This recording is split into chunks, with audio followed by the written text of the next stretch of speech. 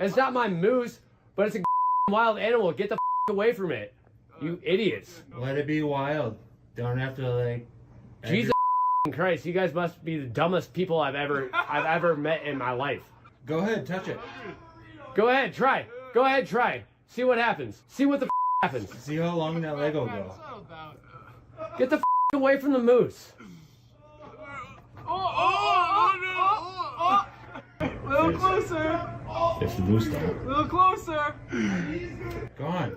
You guys are idiots.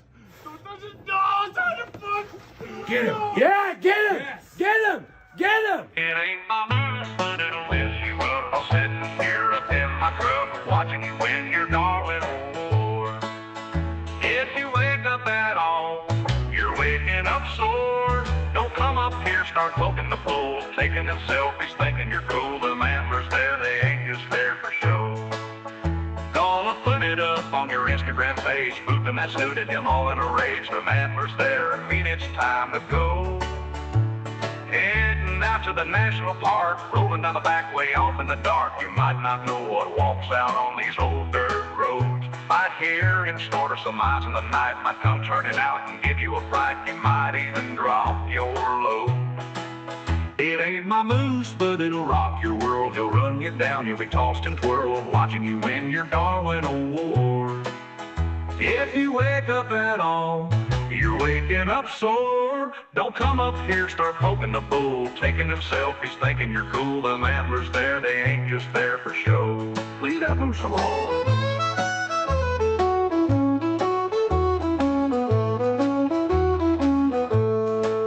Don't come up here, start poking the bull, taking them selfies, thinking you're cool. Them antlers there, they ain't just there for show. Leave that moose alone. Gonna put it up on your Instagram page, booping that suit at him all in a rage. Them antlers there mean it's time to go. Heading out to the national park, rolling down the back way off in the dark. You might not know what walks out on these old dirt roads. Don't come up here, start poking the bull, taking them selfies, thinking you're cool. Them antlers there, they ain't just there for show. Leave that moose alone. It ain't my moose, but it'll mess you up while sitting here up in my truck, watching you win your Darwin Award. If you wake up at all, you're waking up sore. Don't come up here, start poking the bull, taking them selfies, thinking you're cool. Them antlers there, they ain't just there for show. Leave that moose alone. Gonna put it up on your Instagram page, booping that suit at him all in a rage. Them antlers there mean it's time to go. Heading out to the national park, rolling down the back way off in the dark. You might not know what walks out on these old dirt roads. Don't come up here, start poking the bull, taking them selfies, thinking you're cool. Them antlers there, they ain't just there for show. Leave that moose alone. Gonna put it up on your Instagram page, booping that suit at him all in a rage. Them antlers there mean it's time to go.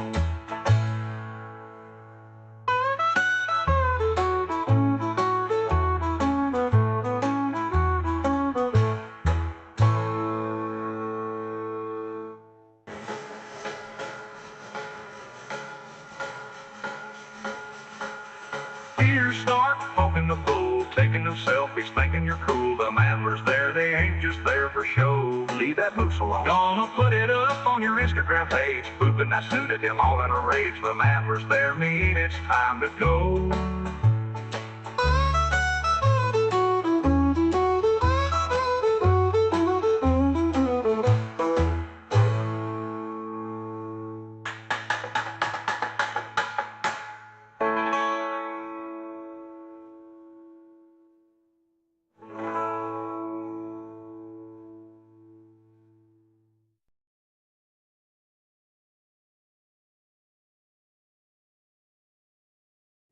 The quantum effect wipes out pain and allergy symptoms in less than 30 seconds with 0 drugs. Pastor Dave and hundreds of others have experienced the quantum effect for themselves. It's backed by scientific research and rigorous lab testing. Quantum is simply about 2 things: 1. Intentions. As a man thinketh, so he is. And 2. Renewing your mind with the Word of God. Only QE Strong encodes key intentions and Bible verses about healing onto the small patch. You simply place it on your body each day. And with a bonus prayer guide, read out loud a positive intention and 1 or 2 Bible verses about healing each day. The patch provides the touch, and the prayer guide uses your sight, speech, and hearing to relieve pain and allergy symptoms with the senses God gave you. It even works for people who have suffered decades of chronic symptoms. Are you ready to experience the quantum effect? Go to QEstrong.com/Mary.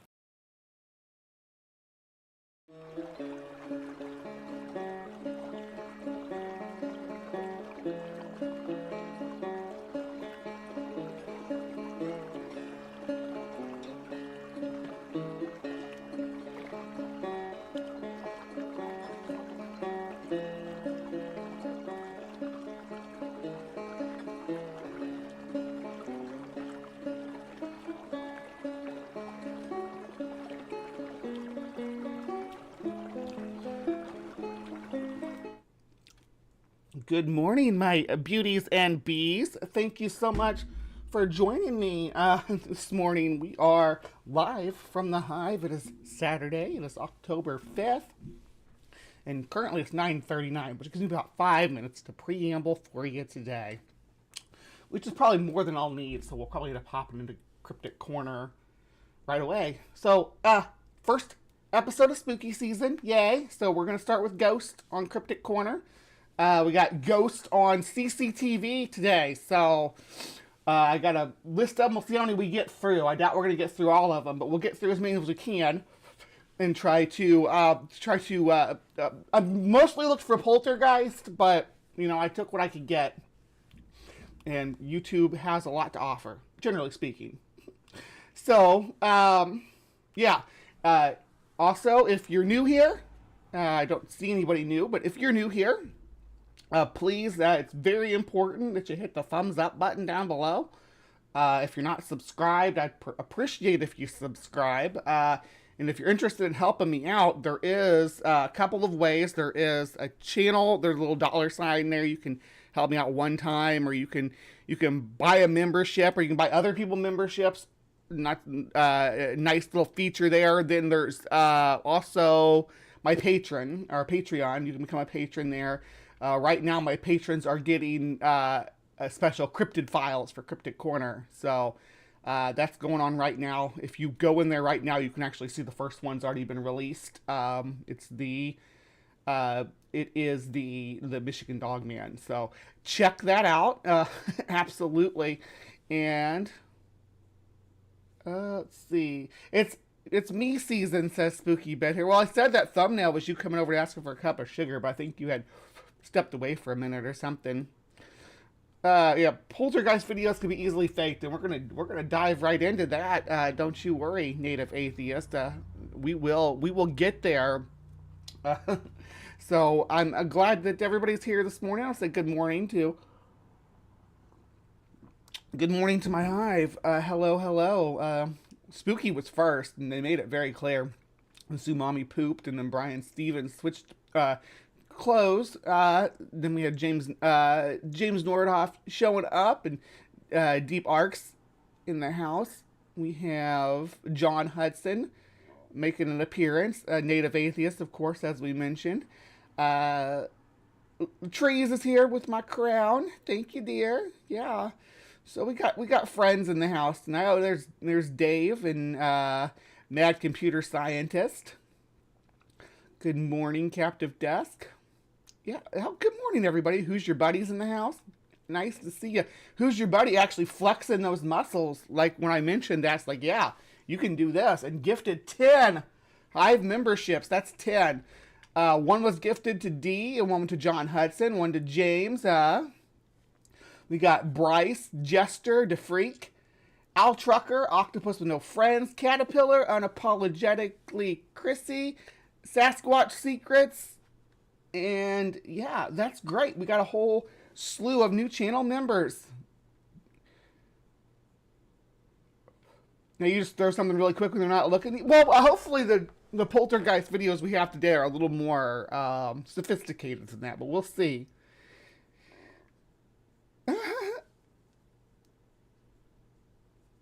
Thank you, who's your buddy? You're rock. Yeah, and I'm excited to dig into this. I found a list that had them pre-done, so I didn't have to make my own this time.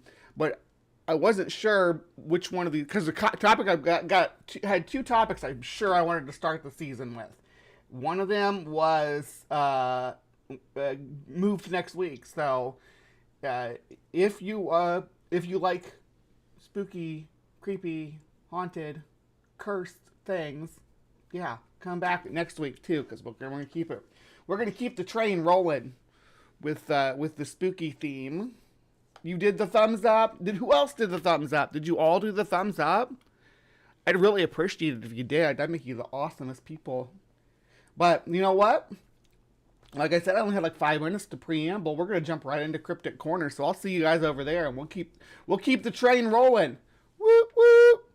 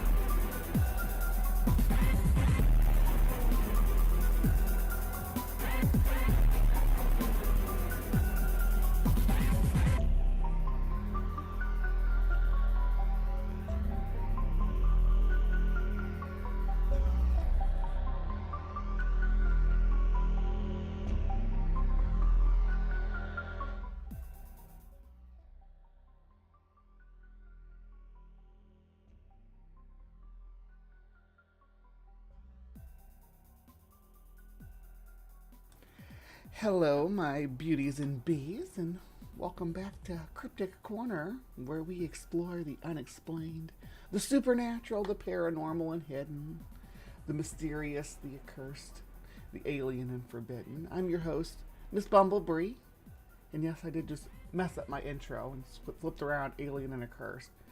What are you going to do, though? I've only been doing this for years now, but I'm a little bit flustered. Is it because there's a ghost in my house? I don't know. I don't really believe in ghosts. Do you? Let me know. I mean, let's start off right there, right here and there. It's October 5th. We're moving into spooky season. I'm going to ask the Hive. I'm going to pull the Hive right now and say, do you believe in ghosts? All right. So, going to be very simple pull. We're going to do yes, no, and undecided, okay? So those are your choices. Now, I very much used to believe in ghosts. I was a ghost hunter. I was a paranormal investigator. We went out with our little devices and cameras, and we hunted down ghosts and tried to find haunted locations, and people would call us to come investigate their house that they reported paranormal activity in and tell us where they saw the apparition or what moved around their property. And that jaded the hell out of me, because once you've done that so many times, it kind of loses its thunder, and you start to doubt folks, or you start to see certain veins running through things. There are two things that I always notice when it comes to these situations. The entities, Sumami, the entities. So the thing is there's always, there's either one of two scenarios that reoccur so many times. The person was, one, waking up and or describe themselves waking up with a presence in the room. Okay, very common. Something I've experienced myself: sleep paralysis. the old hag, if you will, the little entity or whatever. It's not this that like your brain creates to harass you out of your sleep. There's a lot of different scenarios that can lead to someone getting hacked, and some people are more susceptible to it than others. But it's a real phenomenon, right? People really experience. And the other one, the people would be priming themselves. Their experience was that they were going into the facility or the area expecting to experience the supernatural. So every raccoon's a ghost in that scenario. Every gust of wind or flicker of light in the distance is going to be paranormal activity because you're primed for it. Now, there's one way to get around that, and that's by using cameras. Cameras can't be tricked into a hypnopompic state, right? Cameras can't be lulled into a primed brain state to feel like everything that happens around them is a supernatural occurrence. That doesn't happen to cameras. The problem is a lot of these haunted places don't necessarily have cameras in them, but some of them do. Some of them do, especially like the haunted hotels and office buildings and restaurants. Not so much private homes, but sometimes they do. And sometimes they allegedly, emphasis on that word, they allegedly capture something on camera. They allegedly capture something and record it and share it around for all of us to see. And today we are going to be looking at some of these claims and looking at what they allegedly captured. And I figure let's start right here. This says it all. Ghost attack caught on security camera. Let's go. Oh, hold on. Let me catch up with the chat. Because I told you all to vote and then I didn't say anything back. No, with the caveat that there are clearly hallucinations brought on by sorrow or other strong emotes. Yeah, I don't think ghosts exist outside the human mind. I guess I should clarify that, because yeah, someone can have a experience with a ghostly visit because of their grief or something along those lines. I'm sure. Ghost, their bollocks, says Spooky. And Spooky is a ghost, so Spooky would know better than anybody. John, you gotta use the soft TP when you... What? Oh, are we talking about John's butt? I'm not... Okay. I saw that earlier, and I didn't want to press the issue. I you know, sometimes you have a good date. Okay, so you can't really chat who's your buddy. That's cool. We really appreciate you, though. Maybe invest in a bidet. Advise as soon as duly noted. Nah, but you can't apply filters. Bree, don't believe in me. Are you a ghost, Jester? Are you a ghost this morning? A ghost to yourself, I suppose. Hello, all. I hope you're having a great day, says Chris Mallard of the Daily Atheist. Good morning. Good morning, Chris. There was a guy I knew who fancied himself a ghost hunter. He just yelled into the air, "Are you there?" And a truck used a Jake brake on the bypass, and he said, "Did you hear that?" I said, "No." Yeah, we're probably going to get some of that today, I bet. Let's get started. I don't know if this one has any sound or not. I think this one might be quiet. A real incident happened in an IT park. Okay, IT park. Looks like it's November 2015, so it's pretty old. Okay. Hold on. Wait. Let me see that again. So there's a shadow coming this way. Right there. Do you see it? Another. Boom, right there. It hits him as a shadow. Throws him down. Drags him around the corner. And he gets up and runs away, and it comes after him.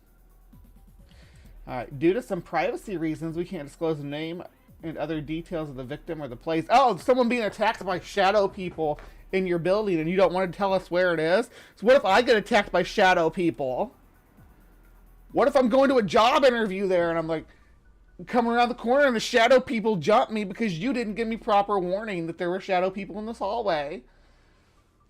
So you see his shadow come in there. I think that this is probably digitally edited if I had to speculate.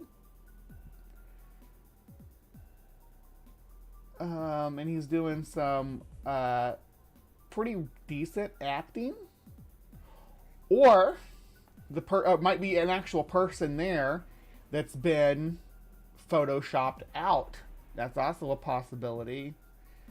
That there is that shadow person is actually there is a real person there, but they've been blended out using pieces of the previous frames. That's a real possibility too. The only reason I don't think that that's the case, and I think it's just acting, is because some of the way the guy moves, some of the ways he responds and reacts to the entity that's attacking him. I'm really thinking Photoshop here. See, I was coming back to the office from the cafeteria, and as I reached a turning, I was horribly pushed back by some sort of invisible force, which I am still not able to describe how it is or what it actually was.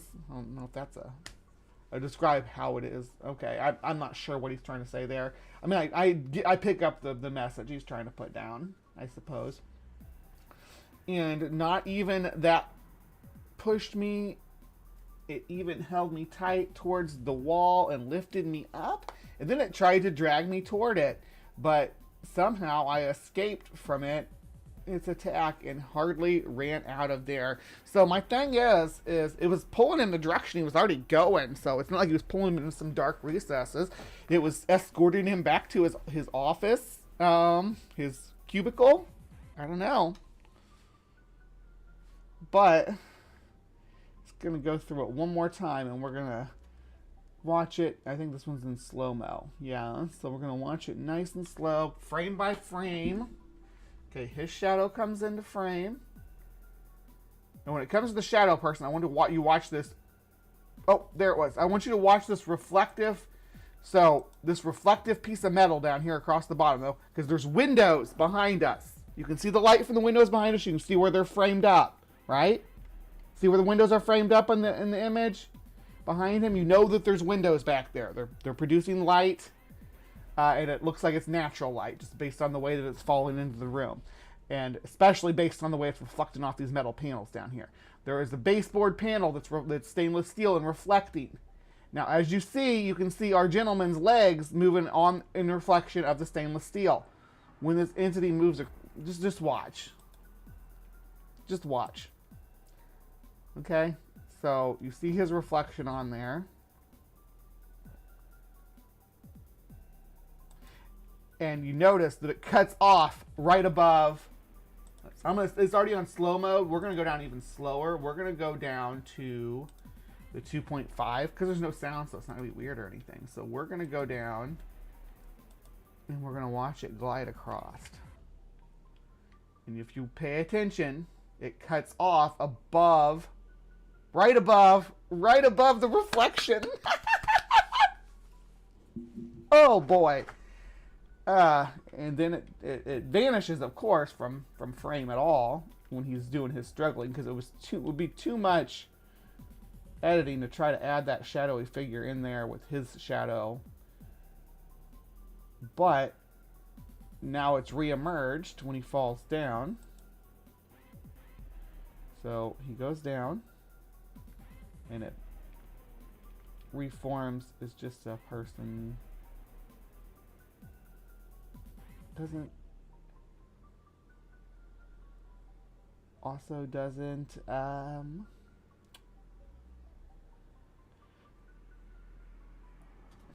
peculiarly well, no, there it is. I was gonna say he's not really hitting too hard on that reflection, but I see him there. He's just deeper into it than I was expecting him to be laying where he's at. Now let's pay attention this next round.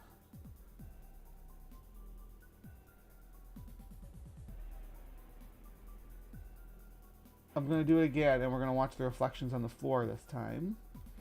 Because this floor is also quite glossy.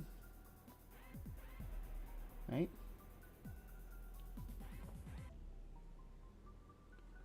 Rounding the corner.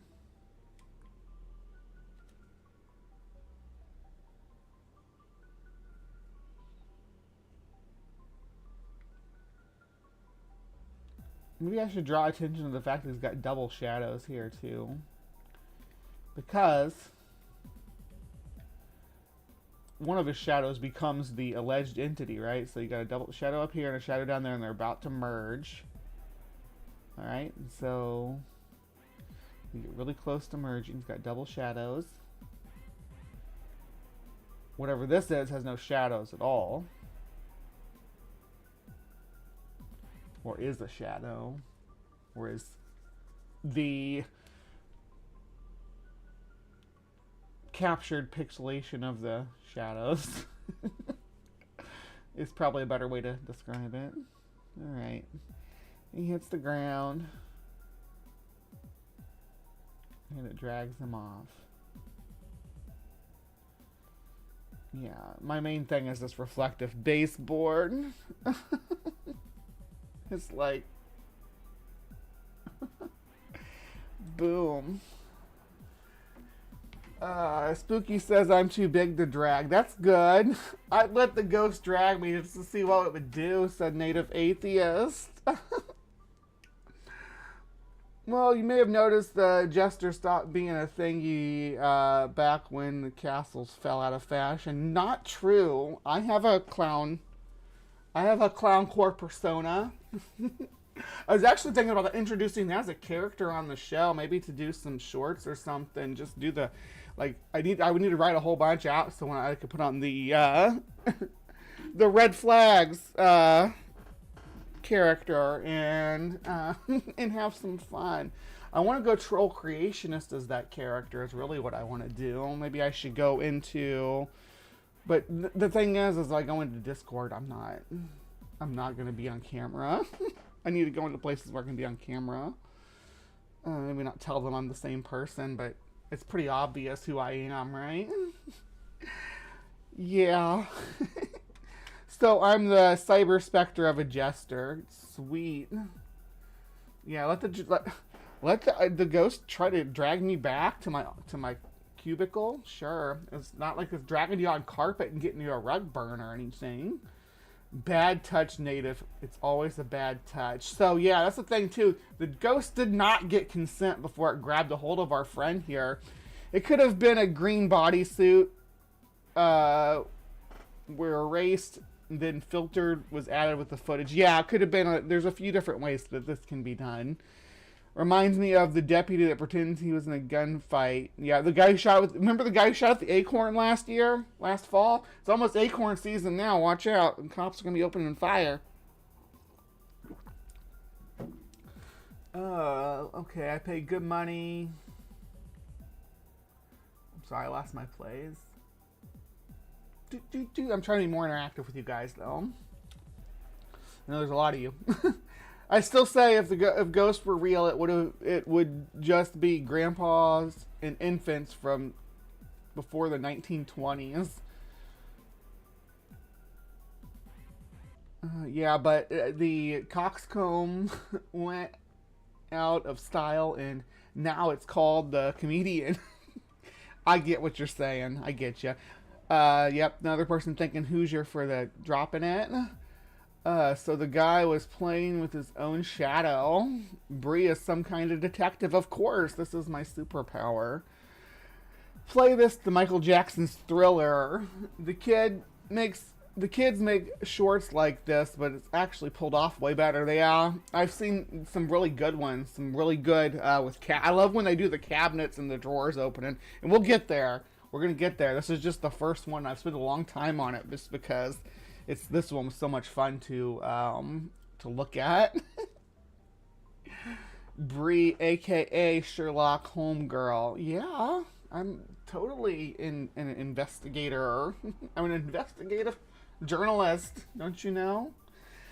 That's his shadow. It's two light sources. Yeah, you can definitely see that. One up high and one down low. Its shadow is split and rotoscoped. Potentially, that's another way that they could do this. That's sort of an old-fashioned way, but it's not to say it's impossible with using the right recording equipment. I don't know if it's Blonde Wayne Gacy. Your clown character can be for the spooky segments. Yeah.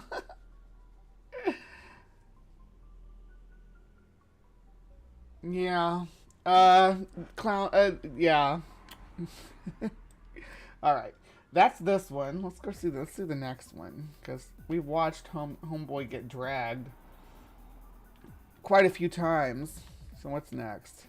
I think this one has sound. It's like a top 5. So this list is a little bit longer. We got like 9 minutes of this. Okay.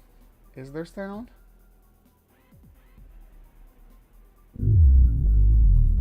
Oh, it's going in slow motion still.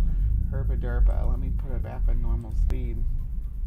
Welcome to 5 creepy CCTV recordings There we of go. possible paranormal activity, and starting us off is a clip recorded on the 14th of February 2014 at the 763. Oh, okay. So, I guess by the law of monophyly, a jester isn't a clown, but a clown is a jester. Like, because a clown evolved from a jester.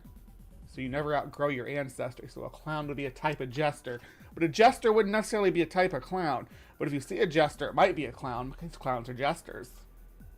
Not like birds are dinosaurs. Clowns are jesters.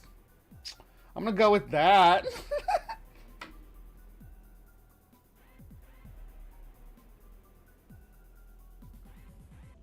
3-year-old pub Ye Olde Man Scythe in Bolton, Manchester.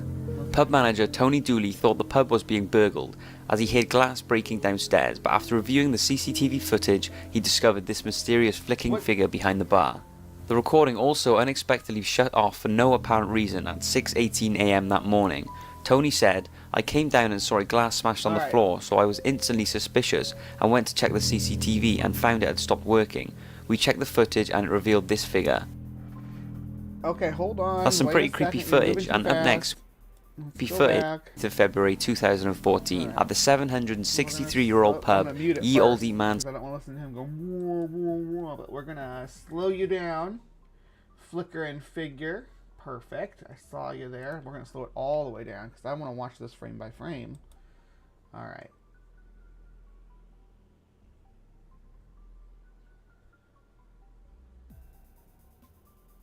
All right.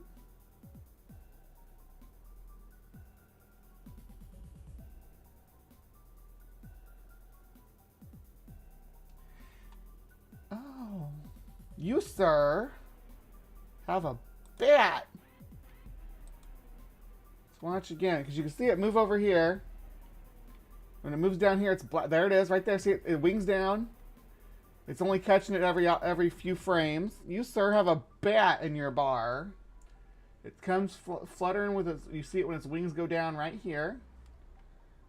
All right, watch. Right here.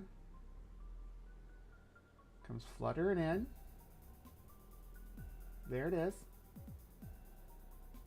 Fluttering around in the background there. And then it comes into the light right about there. Yep, flying towards the ceiling, wheels down.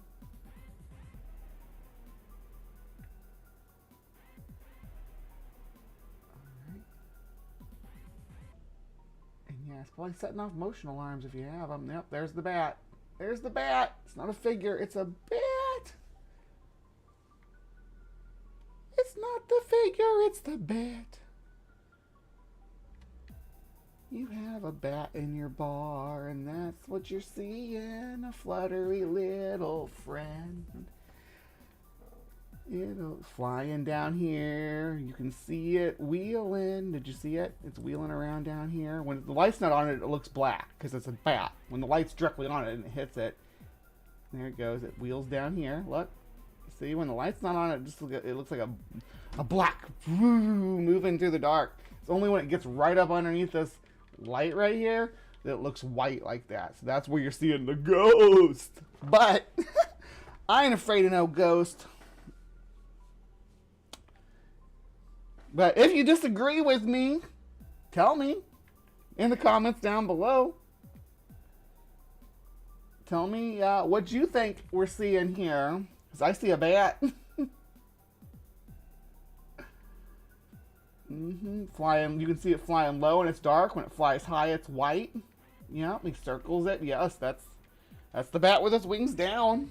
Bats fly with their wings like that. They wings down. And this is from 2014. All right. Let's speed it back up to normal. And then move on to the next one. And it revealed this figure. That's some pretty creepy footage, and up next we have footage from a Brookshire side theatre in Romford, Essex. This footage shows a chair appearing to move apparently on its own, and to make things even worse, this supernatural behaviour happened after a psychic medium had been on stage earlier that night. The theatre's manager, Mr. Seeple, said a lot of weird things had happened at the theatre over the years, but this is easily the freakiest thing he has ever seen.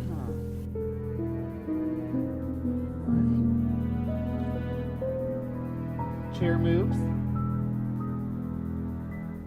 Some moths flying around. No, we're not done with it. Hold on. Brookshire side theatre in Romford, Essex. This footage shows a chair appearing to move apparently on its own, and to make things even worse... The problem with this one is I have no timestamp anywhere telling me if this is time-lapsed footage or not. Because a possum or a cat, a little critter, could get in there and be snuffling around, pushing furniture, trying to get towards some popcorn someone dropped under a chair or something. Those kind of things. Those kind of things happen. Are we still arguing about mimes and clowns and jesters?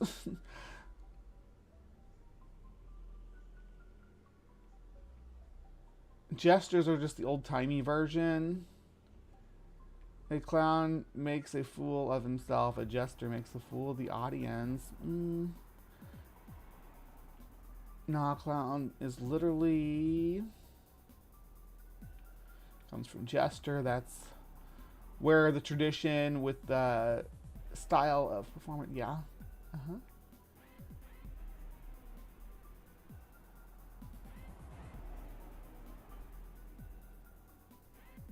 They're both mimes. And then Lockbeard showed up and behave yourself. I'm sure you're going to behave yourself.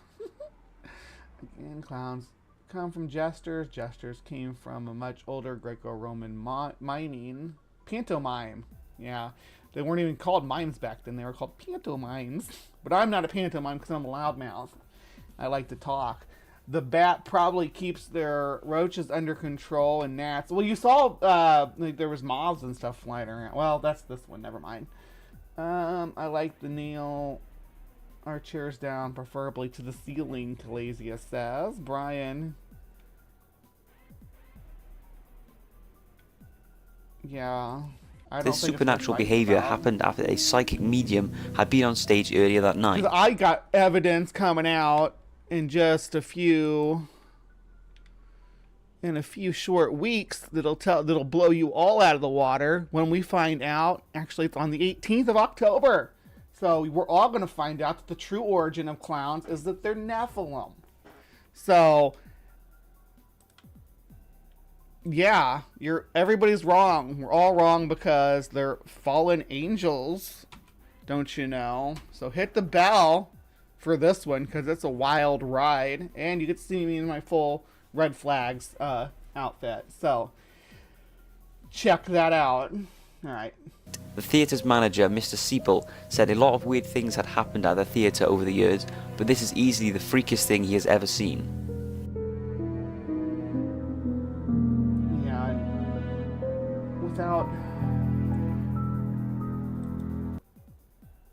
without clear footage, I don't know what could be crawling around under these chairs, but a rat could even move the chair if it's that desperate to get a piece of popcorn or something.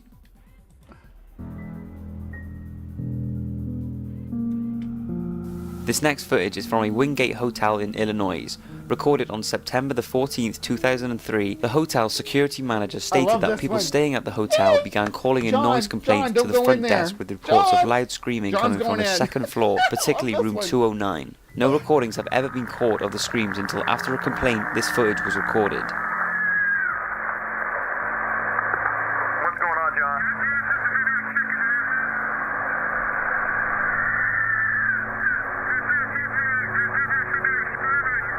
There's no one checked into that room. There should be nobody in there. Wait one Don't second. go in, John, they say. Yeah, John says he hears the screaming coming from that room. John And I hears hear it too. But we're sure that no one's checked into that room, correct? John, just wait. We're gonna get John, a hold just of the wait, he police. says. We're gonna call the police. I would wait for the police, John. John, wait for the police. Hey, John! John's gonna enter the room real quick just to check, make sure, see what's No, going John! on. Wait one.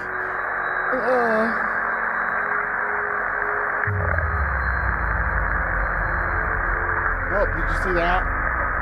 John, but we're sure that no one's checked into that room, Hold on. correct? We're gonna get a hold of the police, so Watch. I would wait for the police, John. Right after he Hey, steps John's in. gonna enter the room Okay, real quick so just to check, make sure. John goes in. See what's going on. Wait one.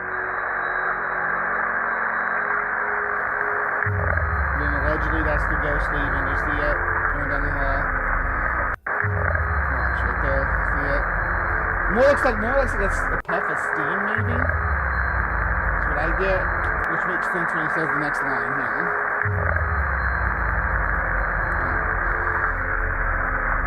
We can't hear what John's saying. The lights flicker. John, are you there? Why he's in there. He comes back Okay, out. Amy, John wants you to call the police right now if you don't mind. He says no one's in there, but that all of the furniture's been turned upside down and the hold on. He says the carpet's been ripped up and that the shower is on. So if the shower's But nobody's in there. if the shower's on, that would explain. If the shower's on, that would explain that puff of steam coming out of there. Man, that's scary. I'm officially freaked out now. Poof. Just a puff of steam from the shower, maybe. The thing is he didn't. Obviously, he didn't turn the shower off because this is the hotel room's the standard layout that we're all used to. This is the bathroom door right here, because the bathroom door is right in most hotel rooms like that are laid out like this. The bathrooms are in these front sections here, and the shower is probably back in the back of this, and you never see the guy step in there. It says the carpet's all torn up, and the furniture's upside down. But when was the last time anybody was in there? Yeah? Alright, number 2. Now, there is not much information on this case, but in the early hours of November the 1st, 2012, security guards at an office in Manchester were flicking through the cameras when apparently they caught this ghost causing havoc in the office. I love this one too. Okay. That's good pull string work. I think probably a pull string to the bottom of this chair. Maybe locked onto the back. Making sure it stays the right direction. Beyond this doorway, the string's going under the door. That's my speculation here.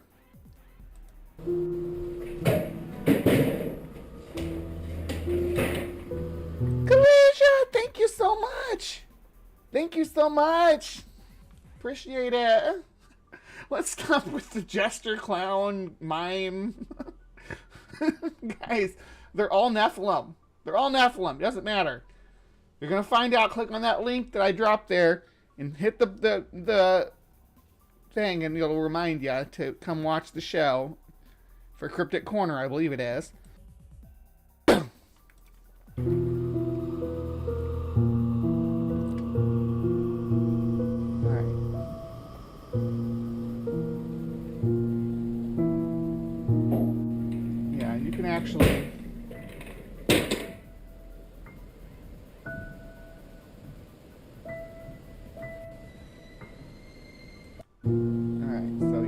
first one that moves, and then the second one moves. Let's go. Okay. So...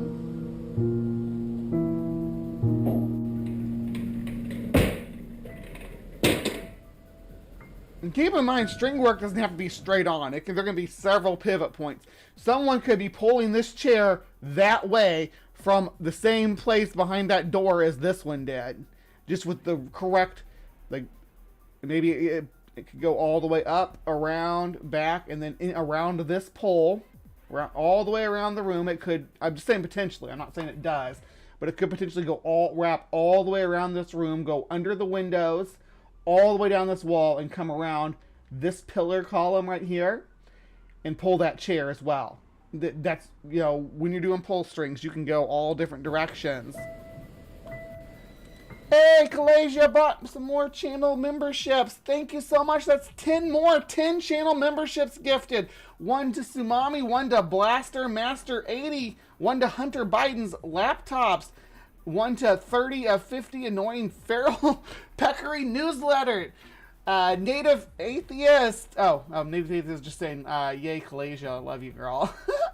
I love you, Avi. Tilting Windmill was gifted a membership. Jefferson Spatchcock, Wild World, Paul Cherry, Cosmic Kyle, Captain Ice Age. Yay!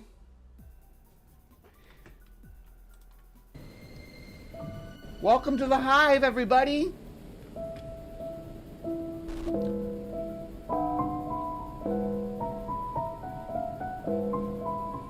Wait a second. Hold on.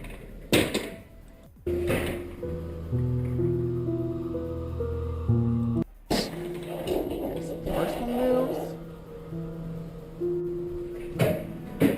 Second one moves. Something moved over there too. Watch. Watch under this desk right here. See right there? Okay. Watch under. You can't see why I'm pointing to. Okay. Watch under this desk reading right here. Right there. See it?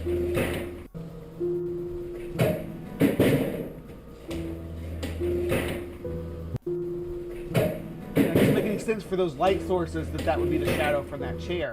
Something else is moving there. Right there. See? You just gotta look at them. You gotta look at them close, and you'll find out how they do this stuff. But the strange thing is, when it goes from this angle, there's desk and equipment along this wall. But when it switches over,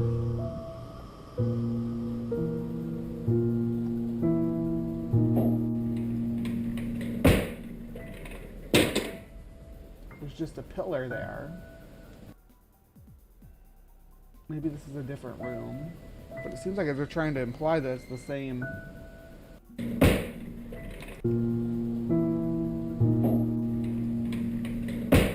Like happening in the same space. But the layouts don't really match up.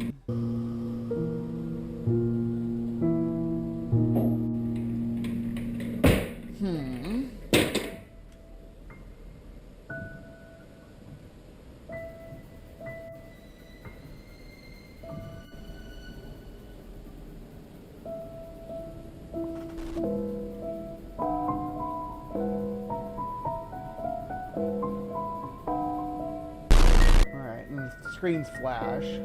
Okay.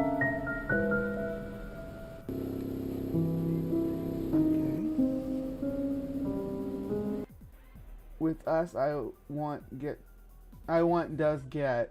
What? I want a will, I want a pension, I want life insurance. Okay. And we'll keep your eye on these handles here.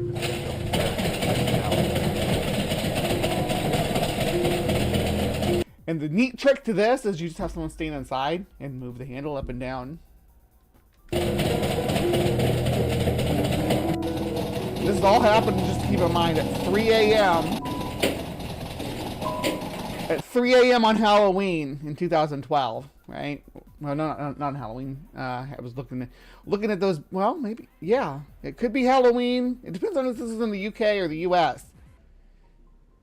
If this is 11/1, if this is October or November 1st, 2012, this is happening 3 a.m. after Halloween. If this is 1/11, it's happening. If this is January 1st, it's happening in December or in the middle of winter. Nothing special about that. But if it was happening on the morning after.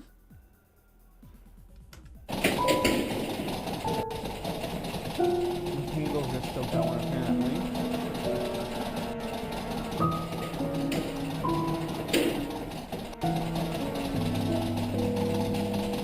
The car driving by. Oh, close the door.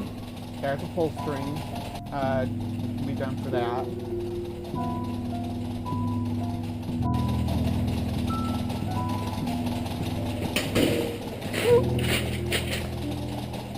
There's strings for that too.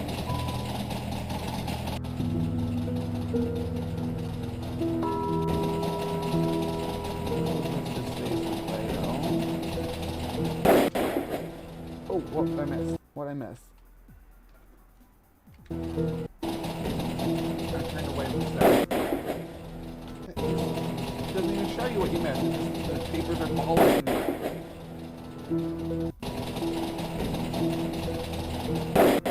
Oh, you see it thrown. This is what we were talking about earlier. Where things get thrown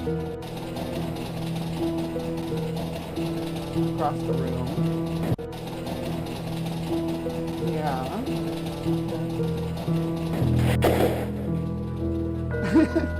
And where did that come from? Where'd that one come from?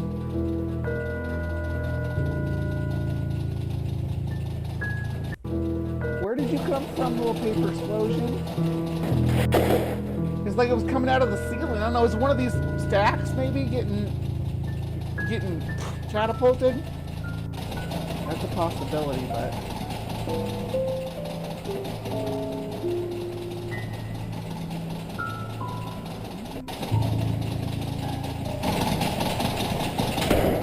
that was some Evil Dead, like.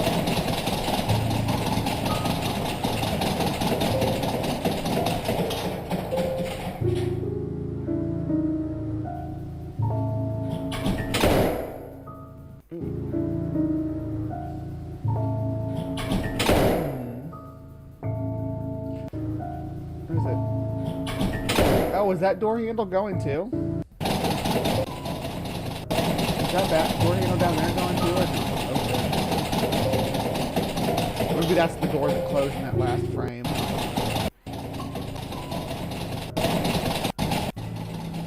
This door here.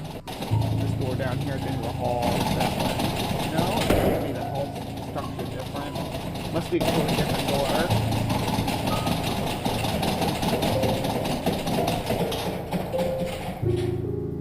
That door at the end of the hall opens and closes too.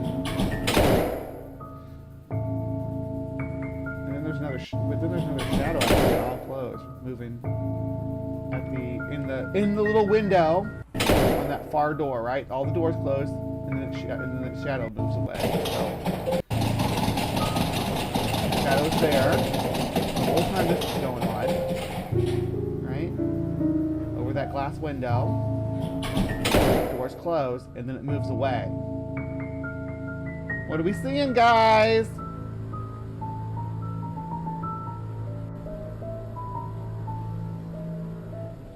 And then by 3:04, it's all. And last but definitely not least is CCTV footage from a Blockbuster store in Mexico. This store is said to be haunted, and many employees have reported feeling breath on their necks, hearing unexplained noises and seeing objects being moved. And now they have the video evidence to back their reports up.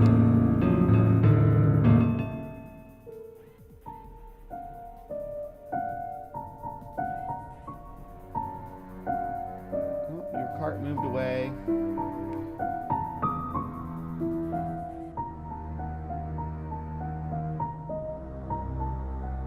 And the fact that there's no sound on this, there's actually a few things you could do. Pull strings are probably the easiest, especially with this angle. You can have a pull string completely out of view, and you can have something right around the corner. They wouldn't even have to be far. They're just on the other side of that, shelf. guy needs to be stepping over the string there, though. But he'd have to be in on it. Because you got stuff falling. Right? Watch. So, watch over here. That falls. Now, that can be done with string. It can be done with somebody behind there just poking it hard enough in the right spot where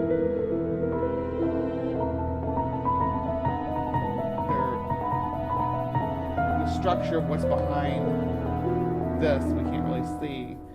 There could easily be space enough to stick your fingers through.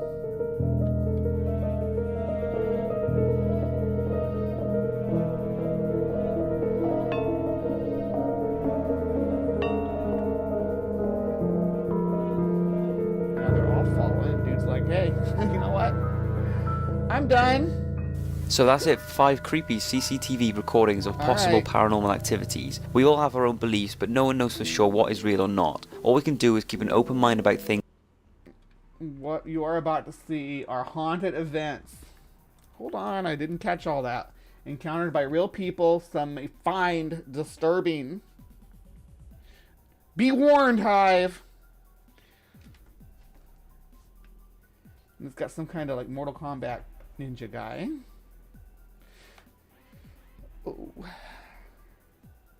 Ghost spirits in the hospital. Oh, this one's fun. Yeah, watch this.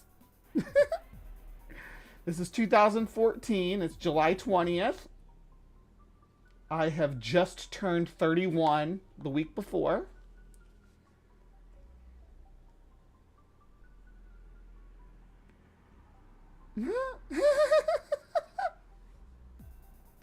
And it floats away. And it floated away. And it floated. They're going to slow-mo it for us. With some spooky music, but I'm going to take that music away because I don't trust it. At least take it away most of the way. And we're supposed to believe that this is not manipulated in any way, that this hospital captures a ghost that is wearing all the same clothes that this person's supposedly wearing. Like, if you're in a hospital gown when you die, are you in a hospital gown in the afterlife forever? Is that the idea? Single normals are hard to find. Paranormals are even harder.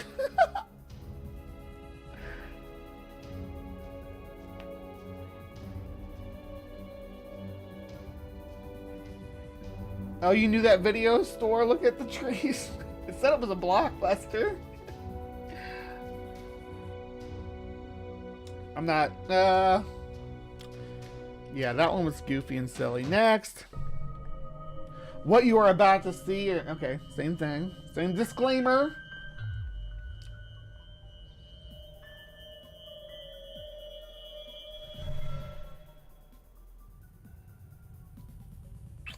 I think this is another shadow person attack.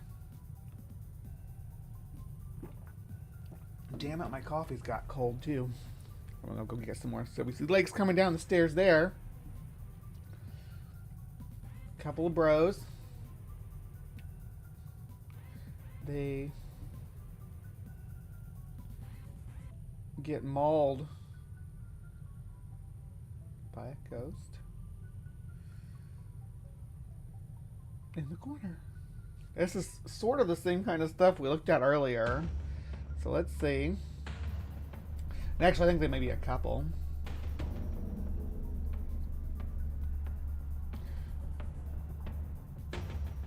Is it swinging something? Okay, so they... Because I see... Like, look up here. What is that? Right here. Like, it's got a bat in its hand.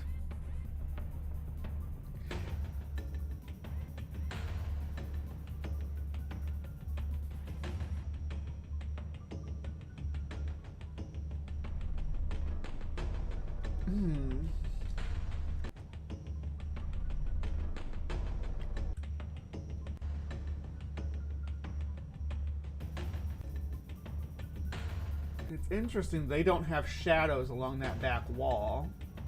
At least not much of shadows. You can see a little bit of reflection right here. This wall's bottom portion of the wall is glossy. So we can see their reflections, but there's no shadow. So this is almost like, unlike the other one where it was like, oh, it's supposedly capturing the entity's shadow on the wall.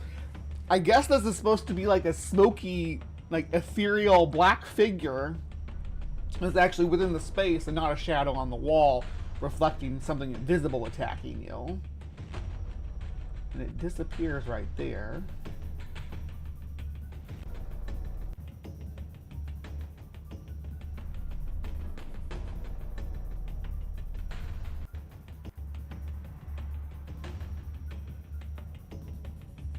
The fact that whoever's that is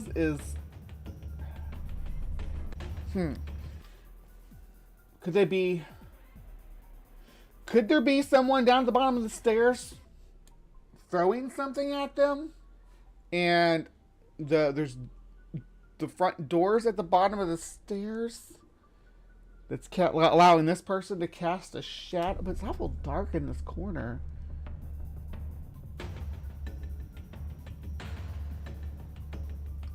Honestly, I just think it's photoshopped.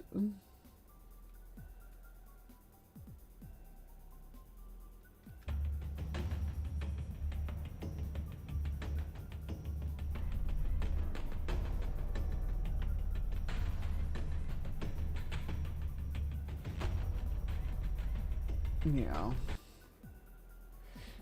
And you kind of see when it vanishes here, it moves back into the corner, that there's some shadow.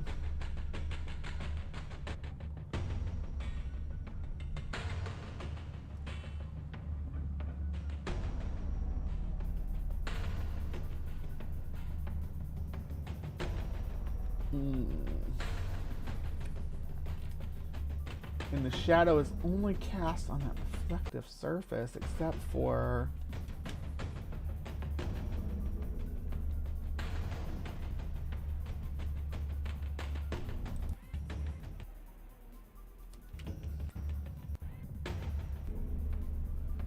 alright. Okay, so let's.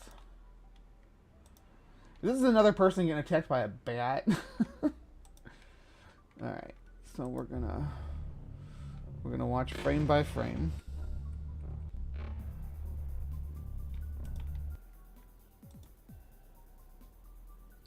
Why they got it moving so fast?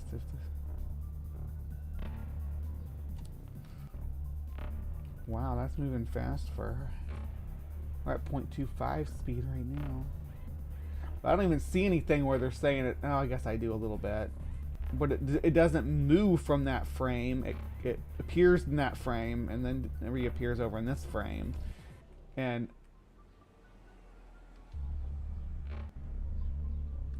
when it gets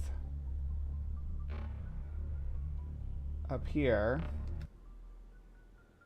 it raises something, or there's a shadow of something up here, but it stays mostly below this reflective surface line, even when our guy was above that line. It stays below.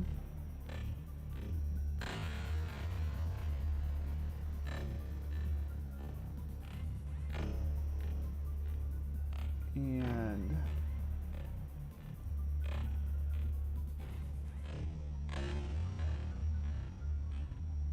trying to figure out what direction this reflection down here is going to be coming from.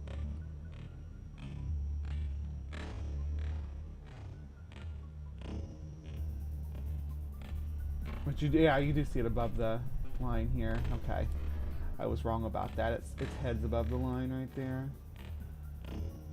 Okay.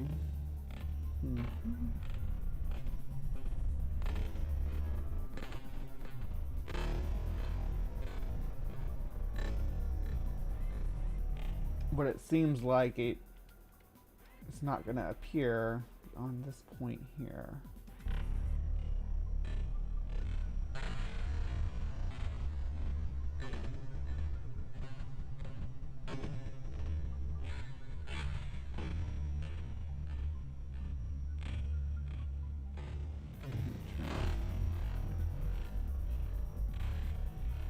And it did go around the corner there.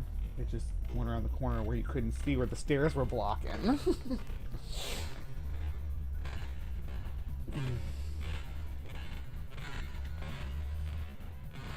Yeah, if you want to buy me a coffee, you can buy me a coffee. My coffee's actually gotten cold. I'm going to have to go refresh it here.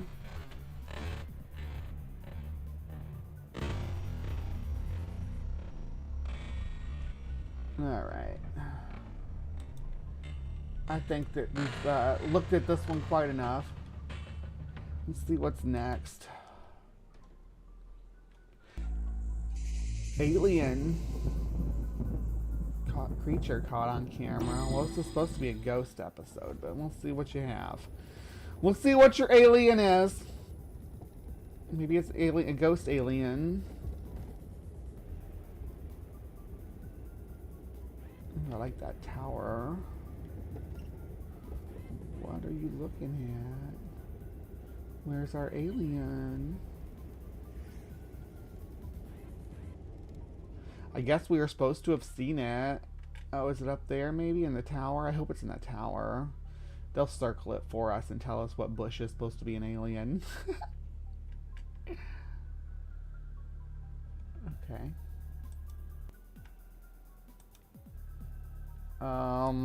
What?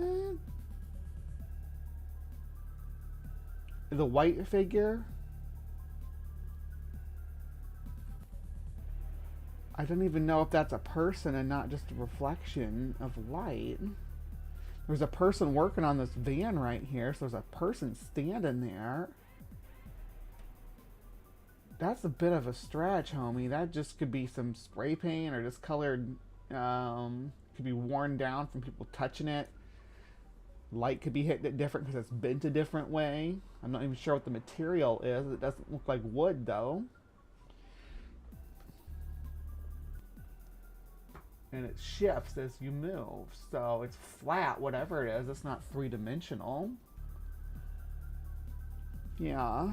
No, not convincing. Are you going to get closer to it, though? I'll let you get closer and see what you can... See if you can convince us. Alright. One car. Some bushes. And slowing it down because our alleged alien is right there. Center frame. And as you can see, two-dimensional. Two-dimensional. So it's the ghost of what's it, the paper.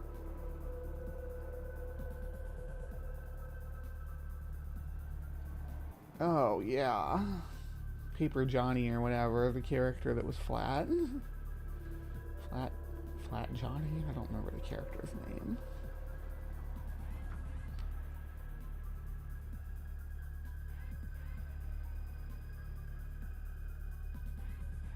Alright, yeah, I think that's that one.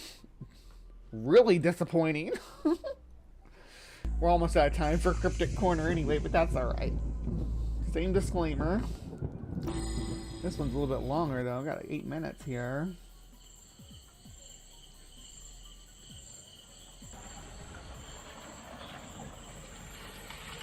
Okay, car.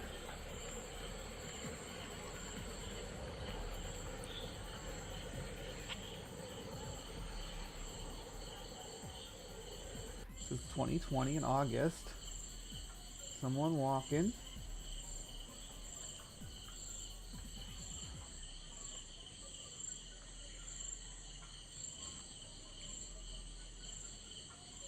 This is like a prank.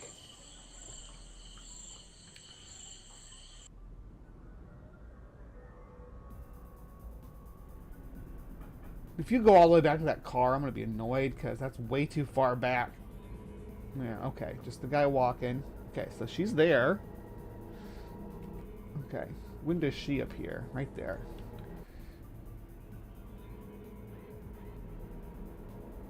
Why does she poof into existence, though? Let's see it without the circle around her.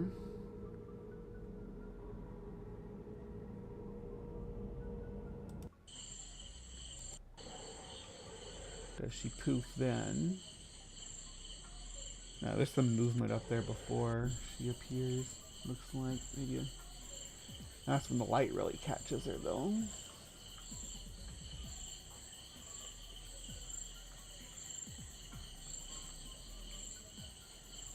And they try to like make it like she's teleporting, but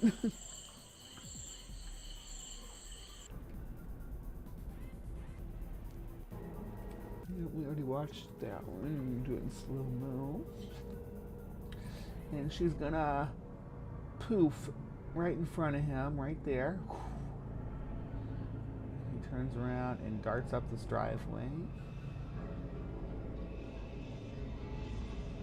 Is that all you got? This is like some, yeah, as John Hudson says, fake as F.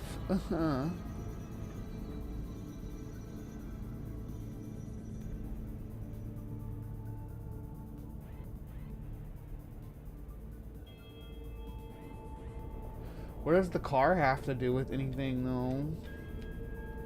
Besides maybe they dropped her off. Like, okay, they stopped right there, dropped her off, and then went on their way.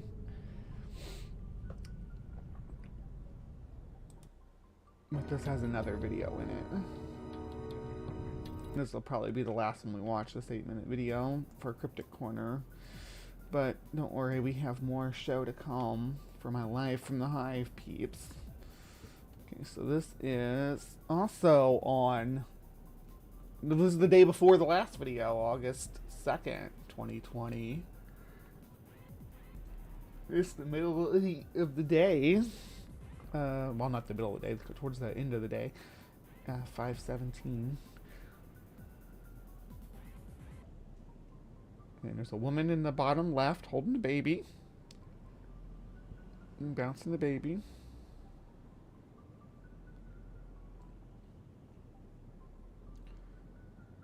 Somebody comes out and she's talking to him about something up high. Points up at the ceiling. She goes into the door. Okay.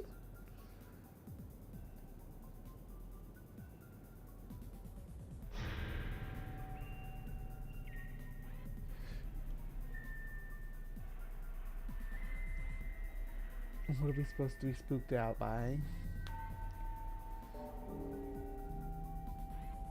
These ones have been so far pretty. Is it this? Please tell me it's not this reflection on the door right here. Just don't be silly. That's a reflection on the door. Do you ever circle? Okay, so it's something in this back room then. Okay. Okay. Guy comes out of the room.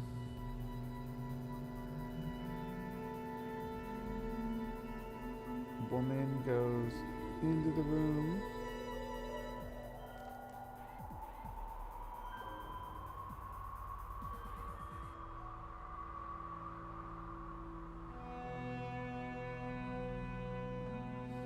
Oh, is that like a head? It's supposed to be a head.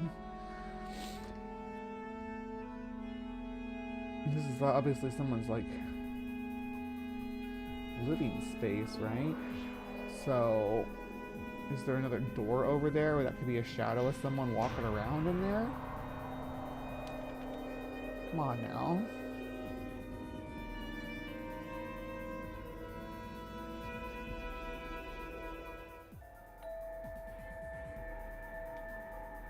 Zoom in on it.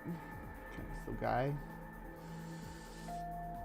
comes out, the person with the baby goes in.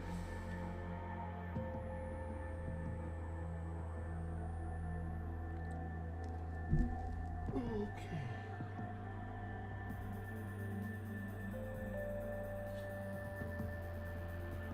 If you like watching me investigate and debunk these things, please consider subscribing to the channel. We can tackle more silly ghost videos.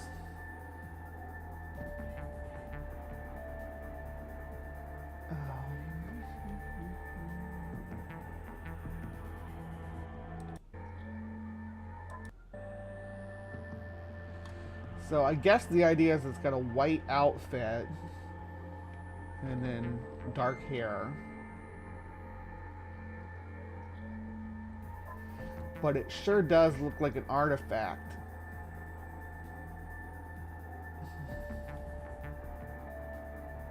Trying to resolve the change in the lighting in that room.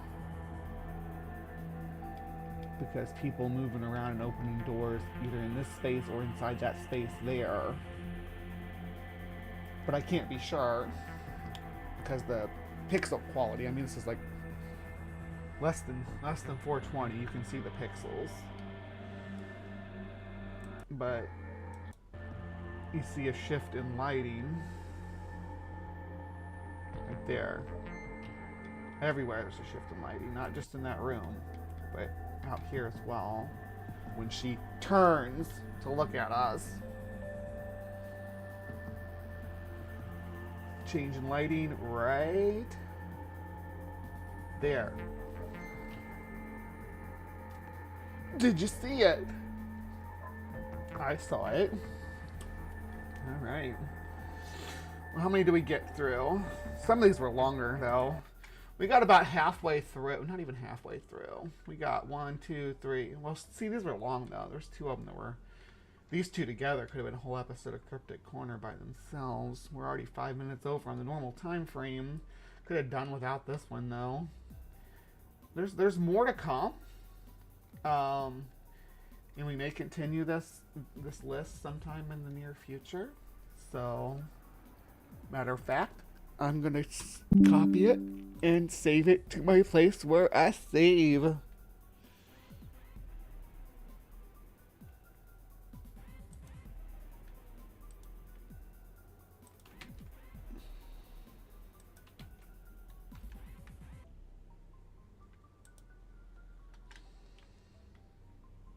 right. So I've got that saved, so we can revisit this later and go through maybe some of the rest of these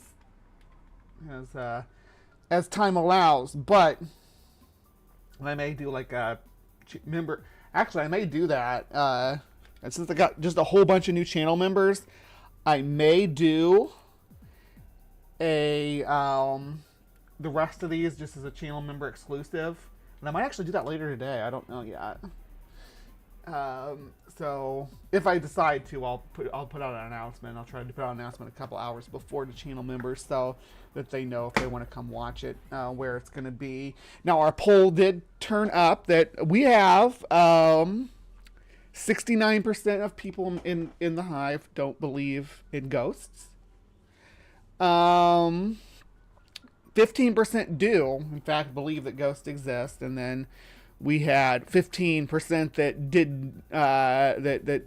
didn't know for sure whether or not ghosts were real. My background music, I have a custom track for the Cryptic Corner background music. This one, hold on, where are ya? This song right here. That's the Cryptic Corner theme. That is my custom song.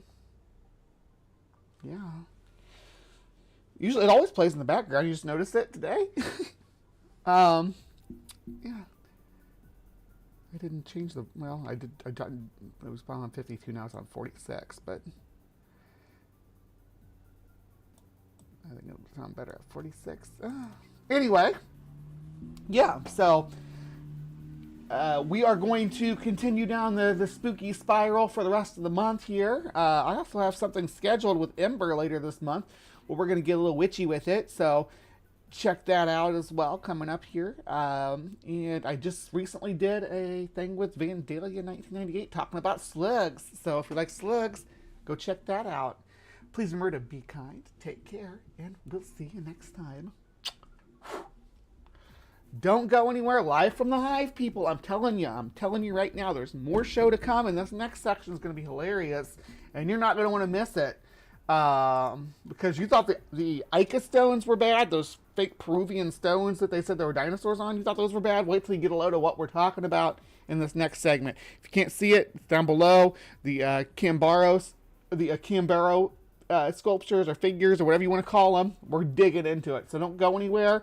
After this little intermission, I am going to be right back with you. I'm going to go refresh my coffee and make a potty. I'll be right back, though, okay? Don't go anywhere. Do not leave. I see 24 people in here right now. I don't want to lose you. So I will be right back. Satanism. To most, it conjures images of medieval black masses or sinister deeds done for the devil. Back, okay, don't go anywhere. Do not leave. I see 24 right now. I don't want to leave you, so I'll be right back.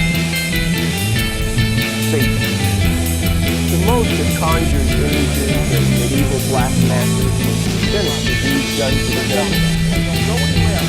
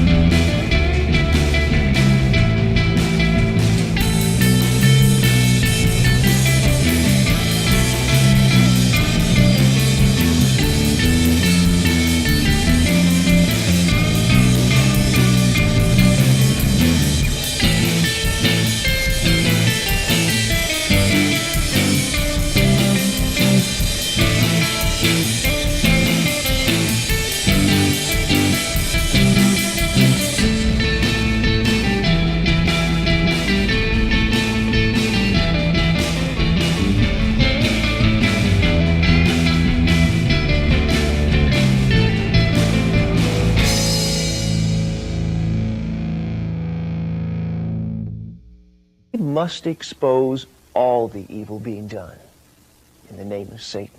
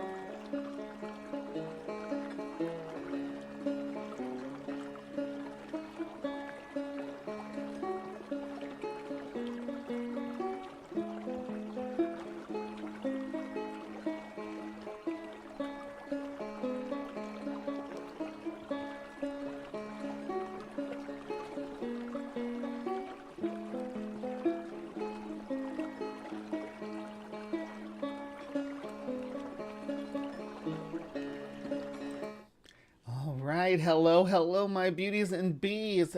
Who is ready to get weird with it? Really weird with it today, because we have a strange little pathway. Now, I've talked about out of place artifacts or oopas or whatever they want to call them before on this channel. My favorites have always been the Ica stones, which were obviously fabricated, and you've got even explained how he, yeah, I play banjo. You've heard me play banjo before, haven't you, John? Well, anyway. So, I decided to look for some more cool artifacts and found this channel, which I thought was pretty out there, and I think you guys will get a kick out of it. This guy's name's Zachary Denham. He's about the same size as me. His channel, or no, never mind. He's way bigger than I am. I was gonna say I thought that 1.2K was his channel subscribers. It's way bigger than me. 70K. So this guy has 70K viewers while putting out this stuff. Postcards from Tartaria, Operation High Jump, Breakaway Civilizations, Lunar Artifacts, European Witchcraft, which we may come back and visit because it's the season of the witch.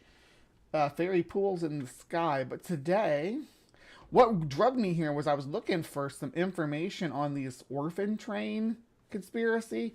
I didn't find it, the one I was looking for, but I did find, well, the one we're going to cover today, and that's these cool little dinosaur figurines that they allegedly found in Mexico. But let's dive right in. Some hidden history. Welcome everyone, I hope you are well. In today's episode we will be discussing dinosaur relics and the Acambaro figures. We have been consistently told in Western science that dinosaurs perished in a worldwide disaster around 64 million BC. But the so-called theory of evolution is simply a postulated concept and nothing more. Because so much time, effort and money has been spent on propagating the deceptions which define. To what ends, my dude? To what ends are we profiting off of the concept of evolution and dinosaurs being a thing and history being real? Because this is a channel where they think the Dark Ages were not real.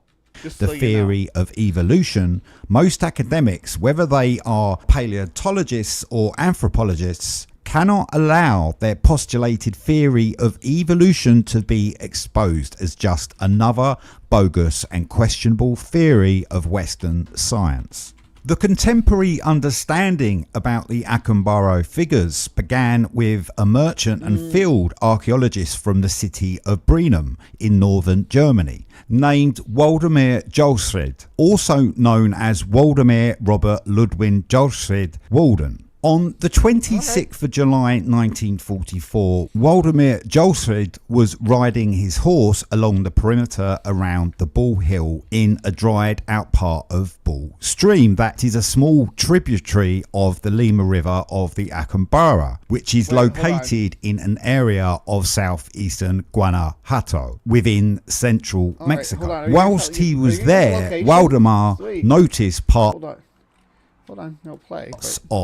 Mexico, an area of southeastern Guanajuato, which stream that is a small tributary hill in a dried out part of Bull Stream that is a small tributary of the Lima River of the Acambaro, which is located in an area of southeastern Guanajuato within central Mexico. Whilst he was there, Waldemar noticed parts of clay objects sticking out of the dirt and dust. Over time, he then collected over 33,000 ceramic figurines.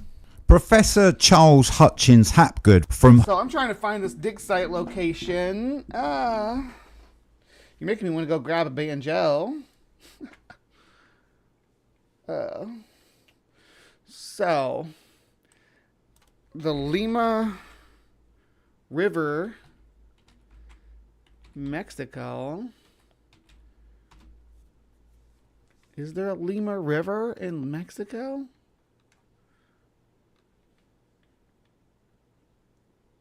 I'm sorry, I get hung up on locations and maps and stuff, so you'll have to forgive me.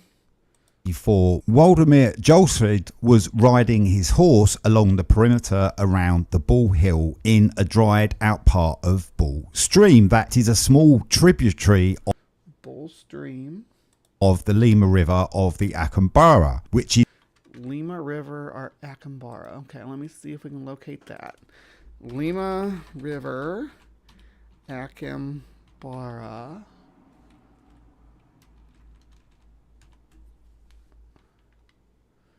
The Lima River.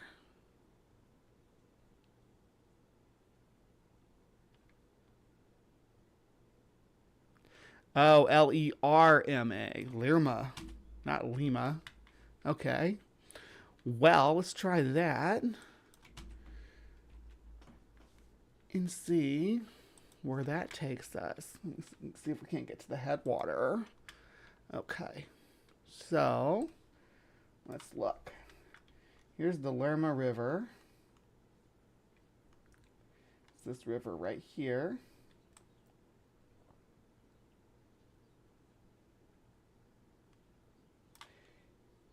But it's I mean, it's a pretty long river. Rivers are long, no? We'll follow it up to its source and see.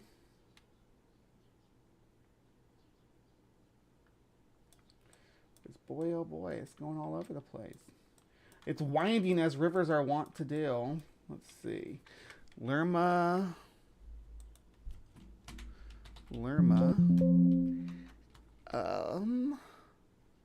I'm still looking here. Don't worry. We're going to dig in. Lerma River.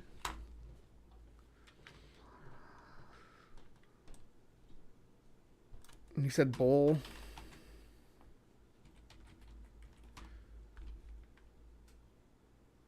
The Lerma River. I think that's the same map he showed earlier. It is. Showing where that river flows. How it flows up and out of the region.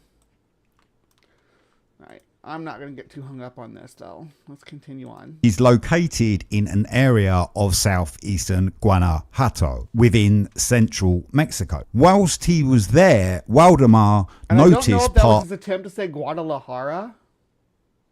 Is that what we were attempting to say?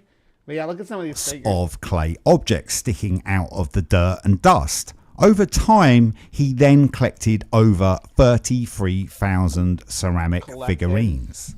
Professor Charles Hutchins Hapgood from Harvard University refuted the theory of evolution, and with fascination he visited Mexico to examine the Acambaro figures that Waldemar Josfred had found.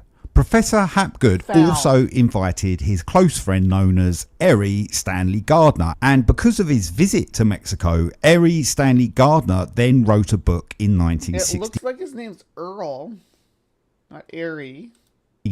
Called The Host with the Big Hat, which intricately mentions the Acambaro figures as he had a huge interest in the subject. Interestingly, Erie also wrote and created the fictional mainstream character Perry Mason, which were books, radio plays and films. During 1972, Professor Charles Hutchins Hapgood wrote and published a book called The Mystery of the I'm the real Perry Mason, bitch. Acambaro. Did the dinosaur survive until recently? No. Which concern the Acambaro figures which the merchant and field archaeologist Waldemar Josfred had discovered in central Mexico. So what do the Acambaro figures reveal about the theory of evolution and the history of the dinosaurs? Why did it show a rocket ship and start talking about dinosaurs? That's a rocket ship, right? That's someone trying to make a clay figurine of a guy in a rocket. Like there's his head curled up and everything. About the theory of evolution and the history of the dinosaurs. As a trained and qualified historian, Charles Hutchins Hapgood knew of the need for the date of the Acambaro figures. So by utilising the most up-to-date methods on the 15th of October 1968, Charles Hapgood submitted 3 samples to Isotopes Incorporated of Westwood in Bergen County, northeastern New Jersey for C14 radiocarbon dating. The first sample came back as 3,590 years old. The second sample was 6,480. What are you showing us here? I know this is supposed to just be stock, like laboratory stock footage, but that was like organisms. 590 years old. The second sample was 6,480 years old. The third was 3,060 years old. To be thorough, Charles Hapgood also submitted 4 samples to the University of Pennsylvania Museum of Archaeology and Anthropology, commonly known as the Penn Museum, for dating with thermoluminescence, a more accurate way to date pottery. Each of the 4 samples came up with a date of 2,500 BC, plus or minus 190 years. Before I get too far into this, also, since I see a tapioca weasel in my live chat, I did want to say that Charles Hapgood, you might remember him from your all's coverage previously. He's the pole shift guy, the Atlantean Age, Lost Continent of Moved pole shift guy, Charles Hapgood. Basically famous for his woo. is what he's famous for. I mean, here's the segment on these figurines, but yeah. He's the pole shift guy, pseudoscience, catastrophist, lost city of Atlantis, and all that goodness. Dr. Froelich Glanston Rainey, realizing the importance of accuracy in the C14 radiocarbon dating of these pieces, did runs on each of the 4 samples and came up with exactly the same results. So from this research, it would suggest that dinosaurs could have existed less than 5,000 years ago, or a lot less. No, even if these figurines were from actual art, were actual artifacts from an ancient people, they're not. Even if they were, that wouldn't mean dinosaurs live with man.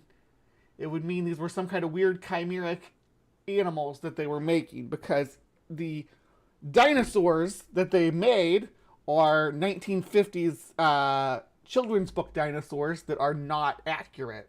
They're anachronistic, right? They drag their tails. They have kangaroo postures. Less than 64 million years ago. The various kinds of Acambaro figures had the appearance of lagartos. Oh my gosh, yes, Brian, exactly. You do not carbon date rocks or clay. You can't carbon date it. Grandes, or great lizards, that are called dinosaurs or terrible lizards, which among the local Mexicans... And these look like the dinosaurs that I used to make with my Play-Doh when I was a kid. Did you see that? See that pinched off Stegosaurus? That is how I used to make Stegosauruses when I was a kid. But now I know that Stegosaurus isn't actually... its body isn't actually constructed this way. It isn't actually proportioned that way. It's not just a vaguely cow-like shape with a long tail and a spiky back, like a child or children's book would have you think. Dinosaurs or terrible lizards, which among the local Mexicans become known as the figuras lagarto acambaro, or celebrated lizard figures. Legato? You said the cat. Figuras lagarto, which among the local Mexicans become known as the figuras lagarto acambaro, or celebrated lizard figures. Figuras lagarto acambaro. Okay.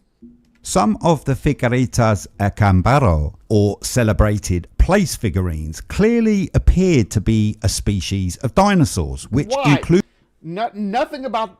I know you place figurines clearly appear. I know you want that to look like it's a dinosaur, but dinosaurs didn't actually look like that. This looks closer to a monitor lizard than it does to an iguana, not an iguana. It looks closer to a monitor lizard than it does to a dinosaur. Looks closer to a freaking giant river otter than it does to a dinosaur. To be a species of dinosaurs, which included the Patasaurus, the Stegosaurus, the Iguanodon, the Nodosaurus, the Ankylosaurus, and that last one was not a dinosaur. Hold on. Stegosaurus. That's not a Stegosaurus. Iguanodon, the Nodosaurus. That is an Iguanodon, and that might be a Nodosaurus. The Ankylosaurus. That last one, though. The Stegosaurus, the Iguanodon, the Nodosaurus, that one is not a dinosaur. That is a crocodiliform, a Triassic mega carnivore that kind of ruled the world before dinosaurs started to take over. These were giant hyperpredatory bipedal crocodiles, filled the same niche, and they were huge. They were as big as grizzly bears. Ankylosaurus and the Triceratops. Other kinds of figurines showed humanoids. Look at that, yeah. So if those figures are proof that dinosaurs existed, then this one is proof that the goblins of Moria are real. Appeared and they have penises. To be extraterrestrials that were standing next to flying discs. Many of the Acambaro figures display humans riding or wrestling various races with dinosaurs. Look at that. Yeah, that's supposed to be a triceratops, or is that supposed to be a giant chameleon? Because triceratops didn't have legs out to their side, their legs would be underneath. Of course, representations of these dinosaurs in prehistoric artwork were unheard of because Homo sapiens apparently never coexisted with the different species of dinosaurs. But we sure as hell found some of their fossils. I mean, in Chinese medicine, they were grinding up their fossils as dragon bones, right? In Europe, they were taking fossilized things like, I know in a German town there was a rhino skull, not a dinosaur, but megafauna skull, that they worshipped as a dragon, or that is the dragon. I think they thought it was the dragon that St. George killed, and it was a prehistoric rhinoceros skull. So yeah, people did find skeletons and fossils and imprints of megafauna from the past, and they did depict it in their art in some places, no doubt. But this ain't that, bro. This ain't that. If you look at these figurines, they're clearly based on like a early 20th or late 19th to early 20th century depiction of dinosauria. According to the academics from Western science. The unusual looking Acambaro figures, which for many years have been literally... That one looks like a hot dog with mustard on it. Look at that. Got some mustard on the belly. Yeah, these aren't the dinosaurs. These are the aliens, I guess. Created and not available for examinations are now on display for all to observe at the Waldemar Josfrid Museum in the city of Acambaro, Mexico. So why doesn't the Smithsonian Institution from Washington not send teams of academics to Mexico to do further analysis of the Acambaro figures? Waldemar Robert Ludwin Josfrid Walden was already familiar with Mesoamerican ceramics, as he had one of the largest collection of artifacts from the famous religious worship site known as Chupacaro, or Blue Place, of the Purepecha tribe. For some of the... Chupacabro, not Chupacabro. No, it's not named after the goat sucker. Spanish conquistadors and the Catholic Spaniards, these individuals were defined with the derogatory term of Indios Tarascanos, or the Tarascan Indians. Whilst he was not selling hardware, Waldemar Josfrid was excavating or acquiring pieces for his collection, and over the years Waldemar became quite the archaeologist. Just after he had discovered the Acambaro... Sounds like he's like really easily duped into believing that that modern replicas are authentic. A lot of black market archaeologists are subject to being duped that way. Look at the old Hobby Lobby with the Dead Sea Scrolls. Figures on the 26th of July 1944, Waldemar Josfrid asked his employer, who was a local farmer named Odilon Tinajero, if he could find more of the Acambaro figures for him. Waldemar would pay Odilon Tinajero exactly 1 peso for each Acambaro figurine brought to him intact or with pieces that were easily put together. My Spanish is terrible. I don't want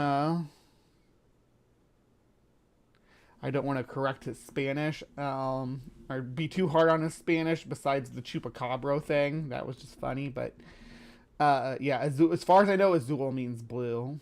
I don't know if there's other shades of blue that have different words for them. Like, I don't know if there's a special word for like turquoise or like midnight blue or anything like that. This then... No.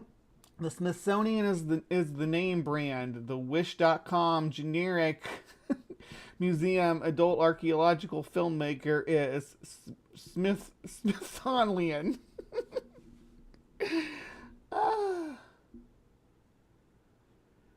Sweet little hot dog deity man. Yeah, he's the like remember the little cartoon food that would dance at the beginning of the movie theater? The little box of popcorn, and there'd be a hot dog and maybe some candies and stuff dancing and singing, "Let's go out to the lobby." That's what that reminded me of.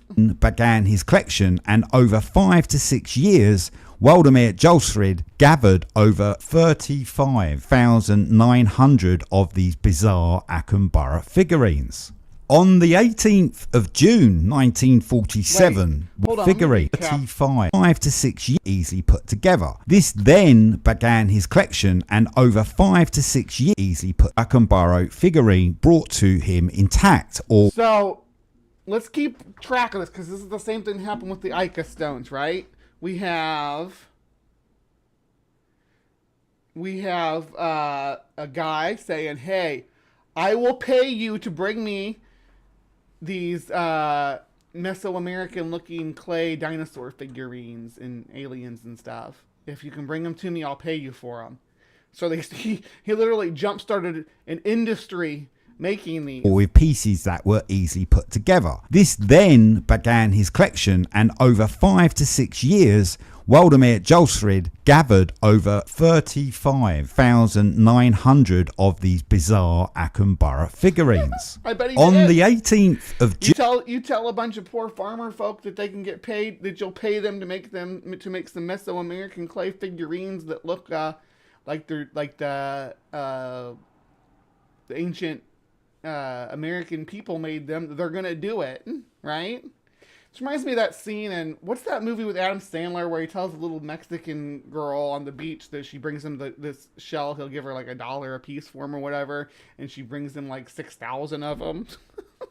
June 1947, when Waldemar Jolsrud publishes a booklet on his discoveries called the Enigmas del Pasado, or the Riddles of the Past, the various Acambaro figures began to receive international attention. On Sunday the 25th of March 1951, Lau Judith Ronda Harmer, a veteran writer... But you gotta remember, at this time they still thought dinosaurs dragged their tails and did the kangaroo postures and stuff like that, had their legs splayed out. Well, the scientists didn't.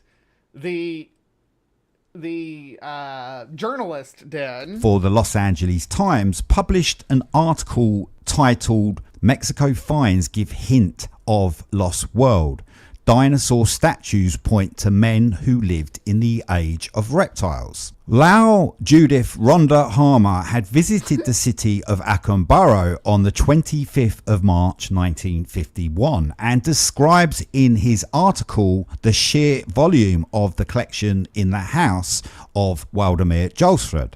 He wrote that the Acambaro figures filled the floor, the tables and the wall cabinets to overflowing. The Los Angeles writer also wondered in his article, how could it be a hoax? Not even in Mexico, where money is so scarce, could anyone afford the labor of these thousands of statues? They were paid for them. They were given money to make them. They were compensated for their labors. So that's how they could afford to do it. I love the one in the middle that looks like the dead hand before it comes up out of the ground from OOT. The narrator has slaughtered many languages. This is true. So there's a few that are roughly dinosaur toy shaped amidst a lot of fantastical creatures and humanoid creatures, and that equals the Flintstones. Exactly. At the low prices Jolsrud is paying. While seemingly convinced of their authenticity as an objective writer, Lau Judith Ronda Harmer finished... What do you mean low prices? That's why we send labor to Mexico, is because of the low prices that you can charge for labor. So no, I don't think that's an issue here, and I don't think that. Well, I hopefully you guys are with me in the fact that this doesn't prove that dinosaurs lived in Mexico with the Aztecs. Off his article by saying, "I am a writer, not an archaeologist. It will be up to the experts to decide." The following year, on the 20th of April 1953, the Mexican government got involved in the Acambaro mystery. The Mexican government sent 4 archaeologists from the National Institute of Anthropology and the History of the Mexican Now that would be a difference if they found a dinosaur skeleton with a person riding on its back. Maybe a man buried with his dinosaur mount, like a steed, like a royal funeral where he was buried with the dinosaur that he rode. Government in Mexico City to investigate the situation. They set up an excavation site about 1.5 kilometers from the original discovery location of Waldemar Jolsrud, near the perimeter of the Bull Hill near to the Acambaro in central Mexico. They excavated a Pacific area 6.5 feet down and found dozens of Acambaro figures, similar to those of Waldemar Jolsrud, including numerous lizards that are called dinosaurs or Why are they called dinosaurs? Who's calling them dinosaurs? No, you don't get to just be like, oh, when they're called dinosaurs. No, these obviously some of these were based on drawings or artistic depictions of dinosaurs. However, some of them have obvious artistic flair that was not included in any dinosaur art. Like, for instance, the swanny neck here with the spikes on the back and just in 2 legs. This is not a lizard-like creature. It's not a dinosaur-like creature. A dinosaur with just 2 legs? What are you talking about? Did its arms fall off? Maybe is it supposed to be a theropod? I don't know. What is this down here? It has big bat ears. That's not a dinosaur. Lizards. The highly That conventional looks like the possum-like depiction of pterosaurs from back in the National Institute of century. Anthropology and History of the Mexican government then issued a statement that the Acambaro figures did correspond to the prehistoric civilizations of Chupacaro, or Blue Place, and could date to as early as 800 BC. They use C14 radiocarbon dating and thermoluminescence, which would not work on the C14 dating would not work on clay figurines. At least 22 times on the Acambaro figures, and the thermoluminescence, though, that's specially for the clay. Got no dating results that came through whatsoever. The site of Chupacaro, or Blue Place, is a famous religious worship site, and the name is derived from the Papicha language. The anciently founded Papicha tribe, who are likewise called the Western Highland Papicha, are likewise defined as the Indios Tarascanos, or the Tarascan Indians. However, this is a derogatory term which the Spanish conquistadors and Catholic Spaniards used to describe these individuals. The Papicha language is a linguistic and phonetic isolate that is spoken by 143,000 Papicha in the Michoacan state of central Mexico. The process of thermoluminescence is a form of brightness that is exhibited by the specific crystalline substance such as some minerals in clay. But yeah, clay generally has some level of quartz in it. That's why some clay will sparkle for you. That's also why when you work clay really hard and to soften it up, it gets hot because you got all those little crystals grinding together, producing heat. Because the crystalline substances absorb electromagnetic radiation, the process of thermoluminescence can be used to scan the previously accumulated electromagnetic radiation or other ionizing radiation, which continually become re-emitted as sequences of sparking brightness upon the heating of the crystalline substances. After the 31st of August 1954, archaeologists from the National Institute of Anthropology and the History of the Mexican government refused to carry out any excavations and would likewise refuse to issue permits for other archaeologists to make subsequent That's a crime scene excavations. Investigation, not archaeology.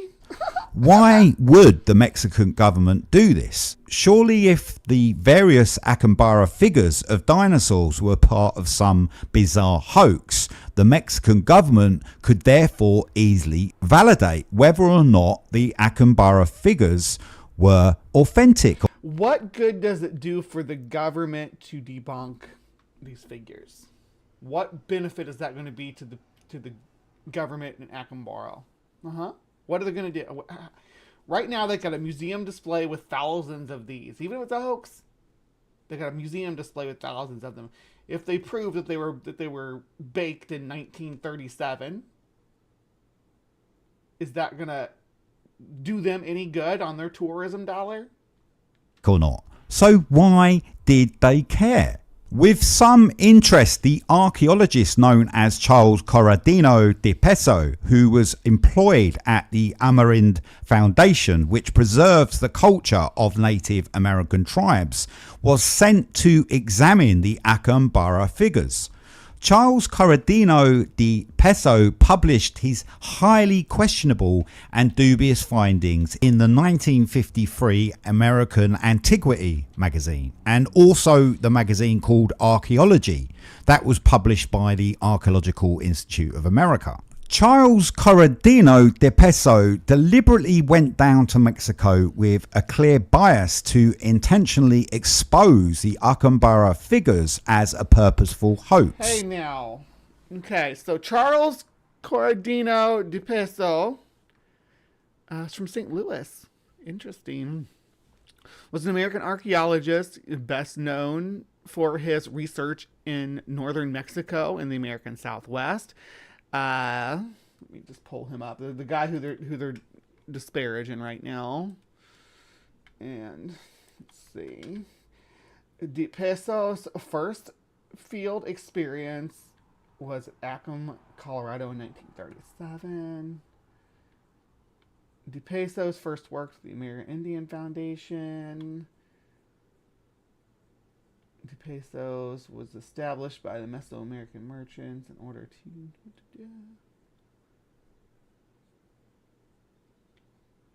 Yeah, I don't see any reason to think this guy is a fraudster.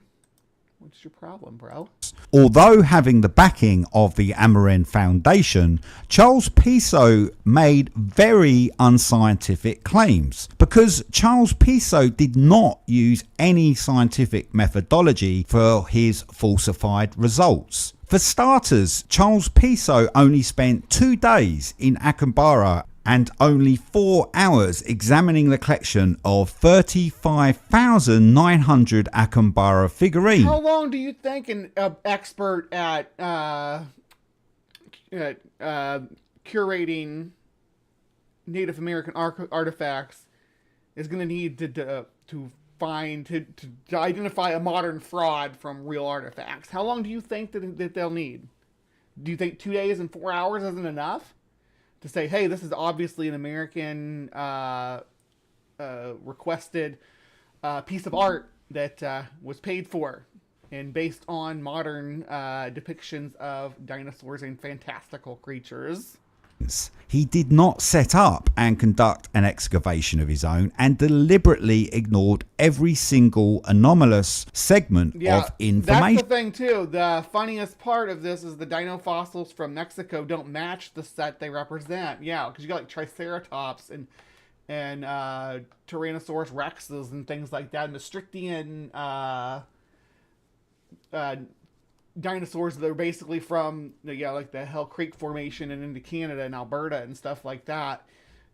Whereas Mexico, well, I guess in Mexico they did have we know they had Tyrannosaurus macranensis, but as far as the other dinosauria that's presented in these figurines, they're more based on the American dinosaurs than the ones that were actually found in Central and Mexico and Central America. The last attempts to date the Acambaro figures happened on the 21st of October 1976. The physicist known as Gary Caravo and the research chemist who was called Mark Sheng Hang also used the dating technique of the thermoluminescence on 20 of the Acambaro figures. All of the samples failed the plateau test, which indicated that dates obtained from these figurines using high temperature thermoluminescent dating processes were not reliable and lacked any relevance or significance. Based on the signal regeneration found in some of the samples, Gary Caravo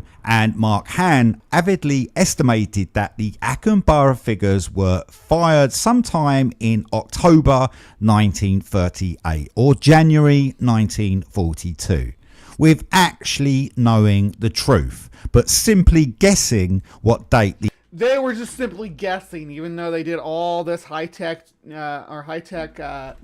imaging and use these special dating methods that are designed specifically for the substance that we're trying to get a date on, and prove that they were fake. And you don't like the data that they've come out with, so you want to disparage it. It doesn't matter. They're more qualified than you to make that assessment. The Acambaro figures were produced. The claim of Gary Caravo and Mark Hahn is utterly ludicrous, considering there were 35,900 Acambaro figures, no industrialized mass-scale production facilities or even kilns in most farmhouses near to Acambaro. There is no possible way that 7 or 8 farmers would have been able to spend 20 years producing over 35,000 Acambaro figures. The different methods that academics from Western science have used to immediately state the Acambaro figures are an elaborate hoax and ridiculous. So yet again, it does appear that a supervised cover-up of truth behind the Acambaro figures has been deliberately facilitated. But why did academics from Western science feel the need to prove that the Acambaro figures were a hoax? Because that's how you do science. When something's fake, you find it and you say, hey, this is fake, this is bad science, let's keep it with good science so that people don't think that humans lived with dinosaurs a couple thousand years ago. That's why you want to debunk these silly little figurines. Because if they already were fakes, why would anyone even bother to analyze them? So, because you keep insisting that they're real. People like you keep insisting they're real. That's why we analyze them and say, hey.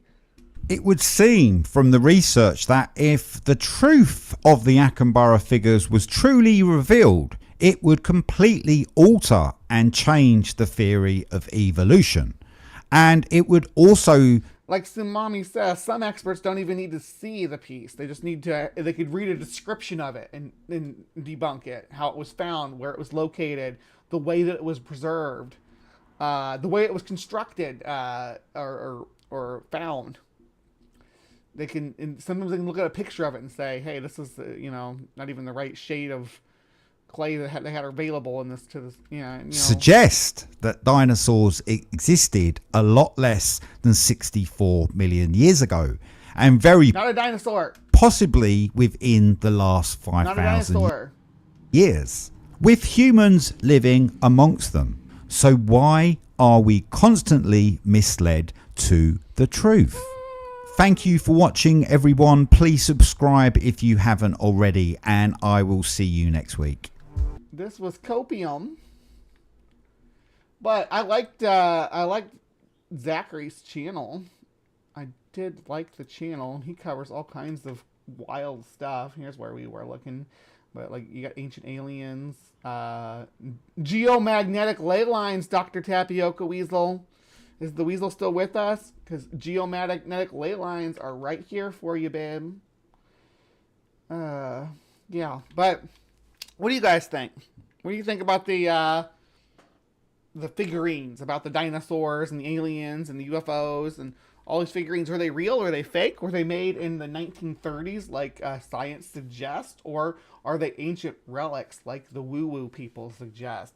Let me know in the comments down below. Please remember to be kind. Take care, and we will see you next time. All right, don't go anywhere. We got one more little segment of the show to delve into. I'm going to take another potty break because the coffee's going right through me. And I will see you guys on the other end of Breeze Beast Theory. So I'll see you guys over there. Your leftist ass like corn on the cob. I'm ready. I will eat your ass. I will eat your leftist ass like corn on the cob. I'm ready. I will eat you. I will eat your ass. My children aren't going hungry. I'll do it. I'll drink your blood. And I'm starting to think about having to eat my neighbors. You think I like size it up? I'm gonna haul him up back chain. Chop his ass up, size it up. I'm gonna haul him up back chain. Chop, chop, chop, chop. I will eat your leftist ass like corn on the cob. I'm ready. I will eat your ass.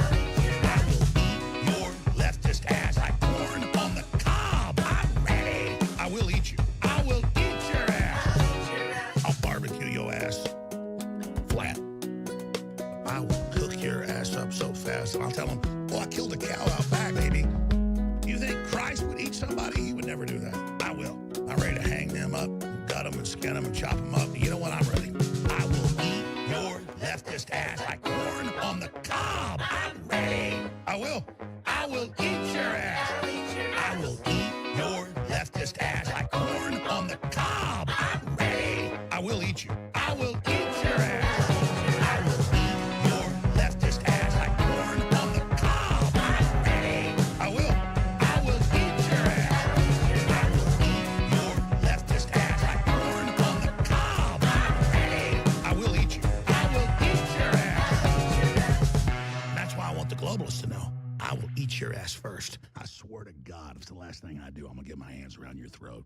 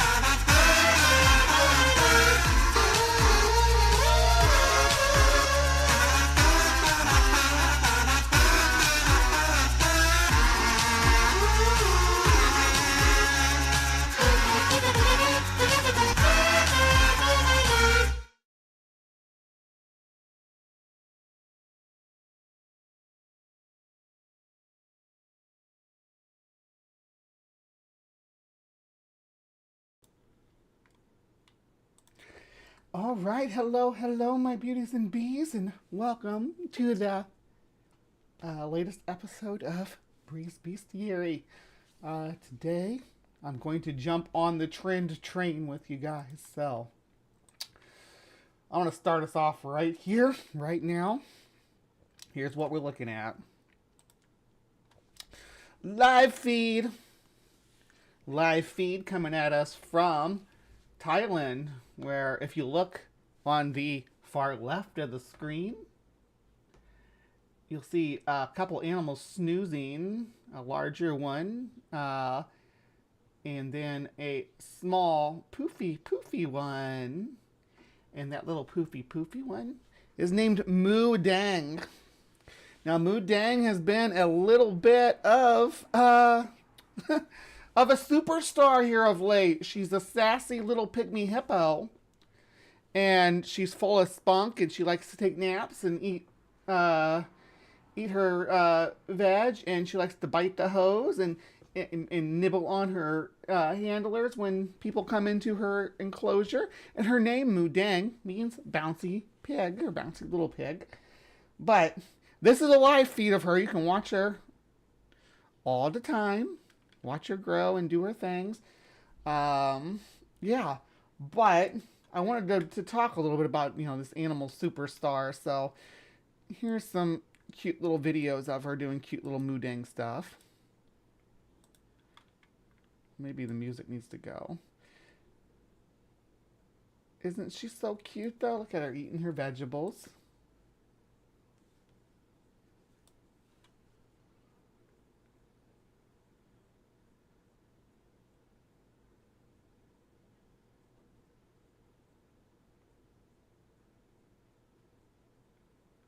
She's so cute. Look at her.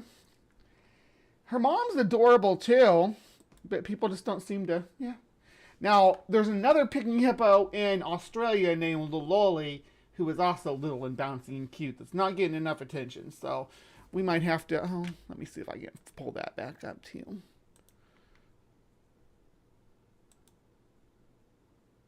Yeah.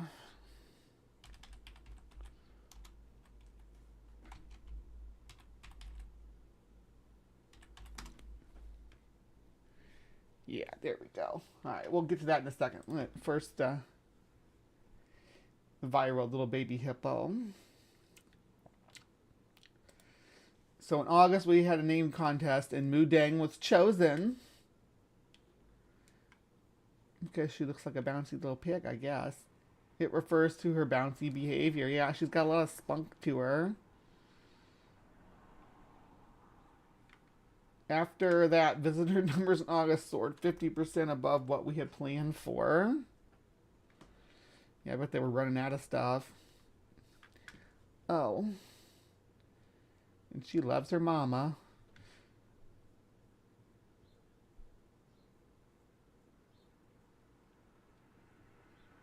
Yeah. Adorable video clips of them. Yeah, her doing her feistiness.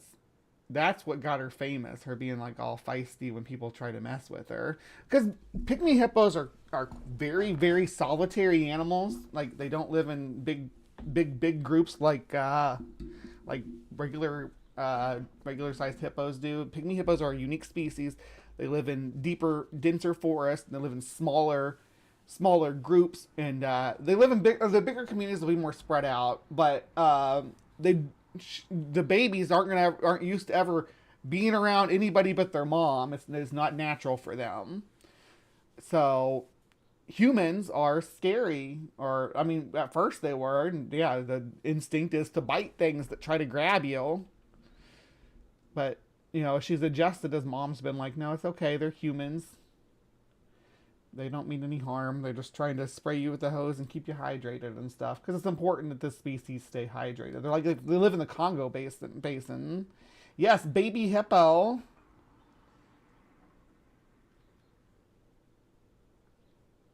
Yeah, she's so full of spunk. Look at her. There's another one on the other side of the fence there. Look at him. Is that the dad, maybe?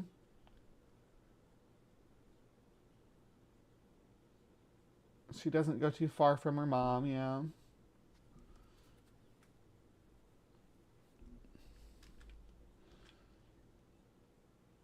And, yeah, look how feisty she is. That's the thing. She's so, I think that must be the male over there on the other side of the wall. Look at his big tusks. He wants hose. He says, give me some hose. So they're just so busy hosing Deng that they don't hose the daddy. They aren't nearly as aggressive as regular sized hippopotami though. I love their little toes. Look at their toes. They drive me crazy with their little toes, like almost like webbed feet. They kind of fill a similar niche to capybara, Very capybara-like. Or maybe tapir. Fill the same niche like tapir. Chubby little butt. Look at that. I love their little tails. And the creases and folds. She's looking at people like, why are you always staring at me? She's trying to hang out with my mom. Got her head up on mama's butt. She's so cute. I cannot take it, you guys. I cannot take it.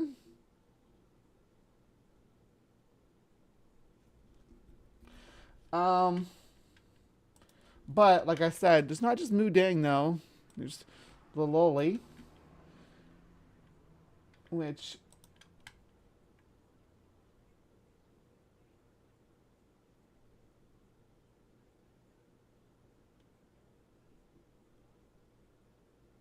in Sydney.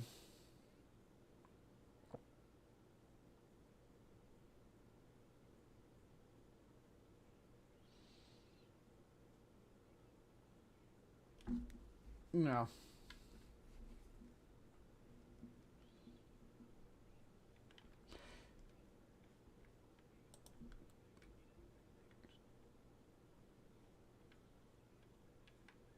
Yeah. She's everything.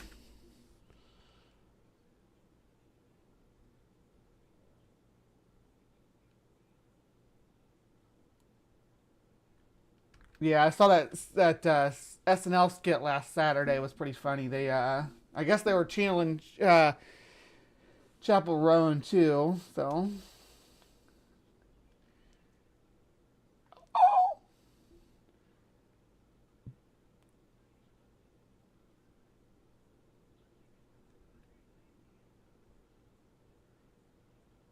I don't know how I feel about her being named Lolly though. Even if it's Lolly, Lolly's a little creepy of a name.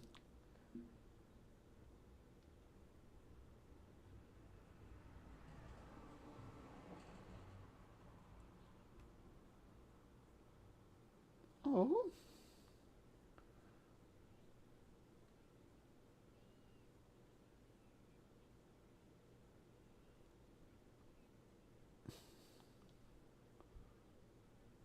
So that's where that name comes from. Yeah. It's a smooth capybara. Exactly. Smooth capybaras. Is it just the one that went viral or have several in the past few weeks? No, they didn't. Just this one, just Moo Deng went viral. It's because the videos of her biting at her trainer, or not trainers, at her keepers, and biting at the hose when they spray her with it, her being so feisty like that is what made her go viral.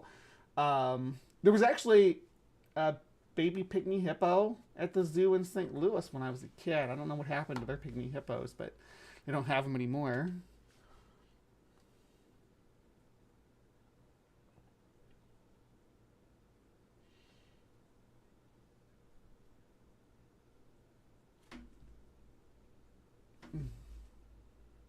I do. Stop calling me out, Australian lady.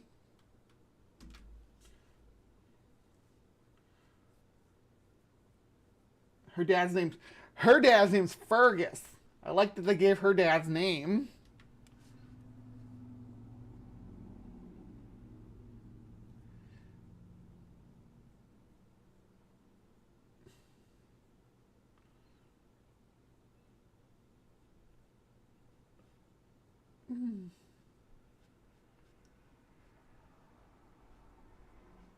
Sleepy.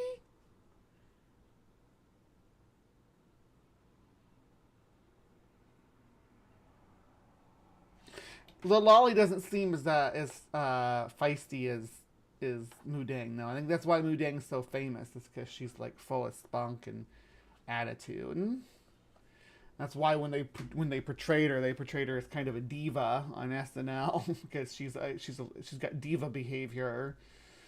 She thinks she knows she's the center of attention, that she's running the show and she's in the spotlight. All right, so, but pygmy hippos are, I guess a lot of people didn't even know about pygmy hippos until now. But pygmy hippos are small cousins of the hippopotamus that are native to West Africa.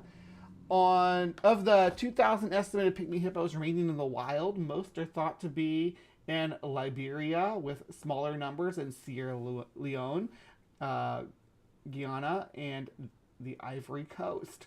The pygmy hippo is only half as tall as the hippopotamus and weighs less than a quarter of a full-sized hippopotamus. Adult pygmy hippos reach 70 to 80 centimeters in height and are believed to have diverged from common hippos over 10 million years ago. Pygmy hippos are nocturnal and reclusive by nature.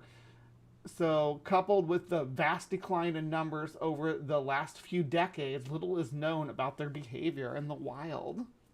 Breeding programs in captivity have been successful in zoos around the world, and it is from these pygmy hippos that most research has come. Pygmy hippos are primarily nocturnal, secretive, and relatively solitary. They live either singly or in pairs, with males wandering between patches inhabited by solitary females.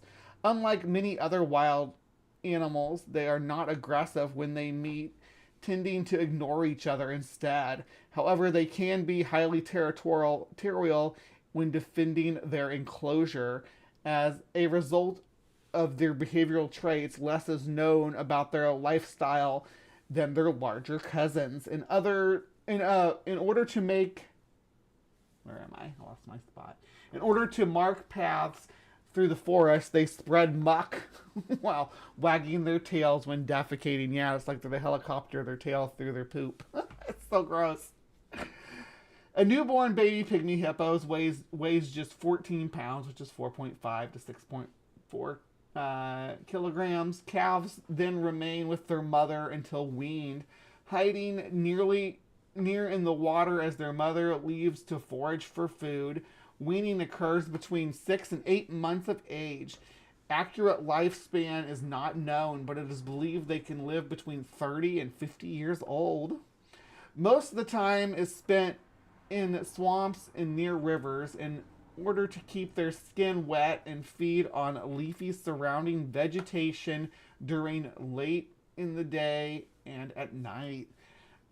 They mainly eat grass, leaves, shoots, and fallen fruit. Various folklore tales exist about the pygmy hippo in West Africa. The most popular tale claims that a pygmy hippo carries a diamond in its mouth at night to light the path through the forest. When it is hidden during the day, should a hunter capture a pygmy hippo, they also gain the diamond. Other tales include the belief that pygmy hippos will spray out field fires and eat the remaining charcoal dust, and even that they are bulletproof as a result of the foam-like glandular secretions. Pygmy hippos have been classified as an endangered species by Zoological Society of London. It has been estimated that there are around 2,000 pygmy hippos left in the wild, their numbers declining as their habitat is destroyed and they continue to be hunted for bushmeat. The majority of remaining pygmy hippos are believed to be in Liberia, with some possibly in Sierra Leone, Guinea, and the Ivory Coast, all countries with remaining upper Guinean forest.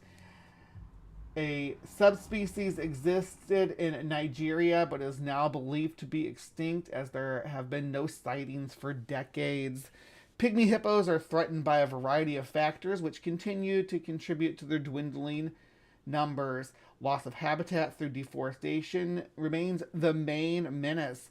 During the Civil War, large-scale logging for timber export was used as a political and financial pawn, and it is only in the last decade that the industry has been regulated as a result of political stability. Illegal mining, poaching, and subsistence farming have led to fragmentation of the forest, making wildlife habitat more accessible to human predators. Despite being illegal in Liberia, the government campaign aimed at raising awareness of its high conservation costs. The bushmeat trade continues to thrive in major towns throughout the country. Food insecurity as a result of agricultural constraints, lack of infrastructure, and poor water facilities have resulted in forest resources being stripped as people try to meet the food needs of their families. pygmy hippo meat is more palatable than bigger hippos, resulting in continued hunting despite legal measures to prevent it. So people are out there actually hunting these little guys, out there hunting them for food. Unfortunately, it's the world we live in today. So what are we gonna do besides raise awareness and hopefully keep a captive breeding program going so that our pygmy hippos continue to thrive into the future and for future generations to enjoy and learn more about. So, yeah. Please remember to be kind. Take care, and we shall see you next time. All right. So, thank you for sticking with me through today's show. We had some CCTV ghost. We had clay figurines hoaxes of living dinosaurs with man. And then we wrapped up with pygmy hippo stars like Deng and Lololi. Thank you so much for sticking with me through the show. Really do appreciate all for tuning in every week to watch some live from the Hive and learn maybe about some animals at the end here if you stick around. So this is a special time for me. I get to talk about my favorite animals and what I love about them and squeal about how cute baby animals are. So if you like that, come back each and every week. And we will... Oh, you mean the house hippos, Aunt Jer. I remember the house hippos. Remember those commercials. Yeah. All right. Well, I'm going to close out here. I got some stuff to sort out this afternoon. But I may continue on through that list of... videos later, so we'll see what the future holds and how long it takes to get done what I need to get done. Alright, so yeah, once again, be kind, take care, and we will see you next time.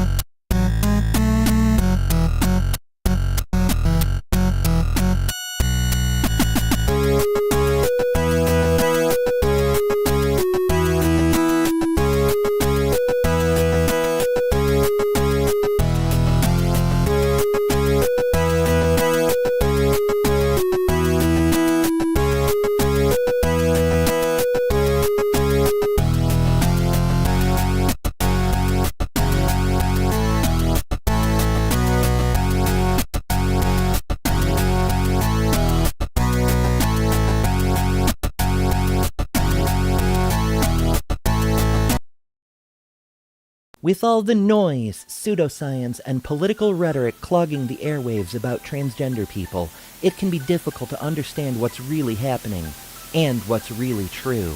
Good news, everyone! Welcome to The Transpositions, your compass in the rugged landscape of transgender issues. Here, we strive to be the beacon of authenticity, providing a platform that amplifies the voices and experiences of the transgender community. From breaking news to in-depth features to breaking down the real science, we are committed to fostering understanding, empathy, and empowerment for all individuals across the gender spectrum. Join us as we navigate the complexities, celebrate the triumphs, and advocate for the rights of transgender people worldwide. Together, we can redefine boundaries, challenge stereotypes, and champion inclusivity. Subscribe today. The link is in the description.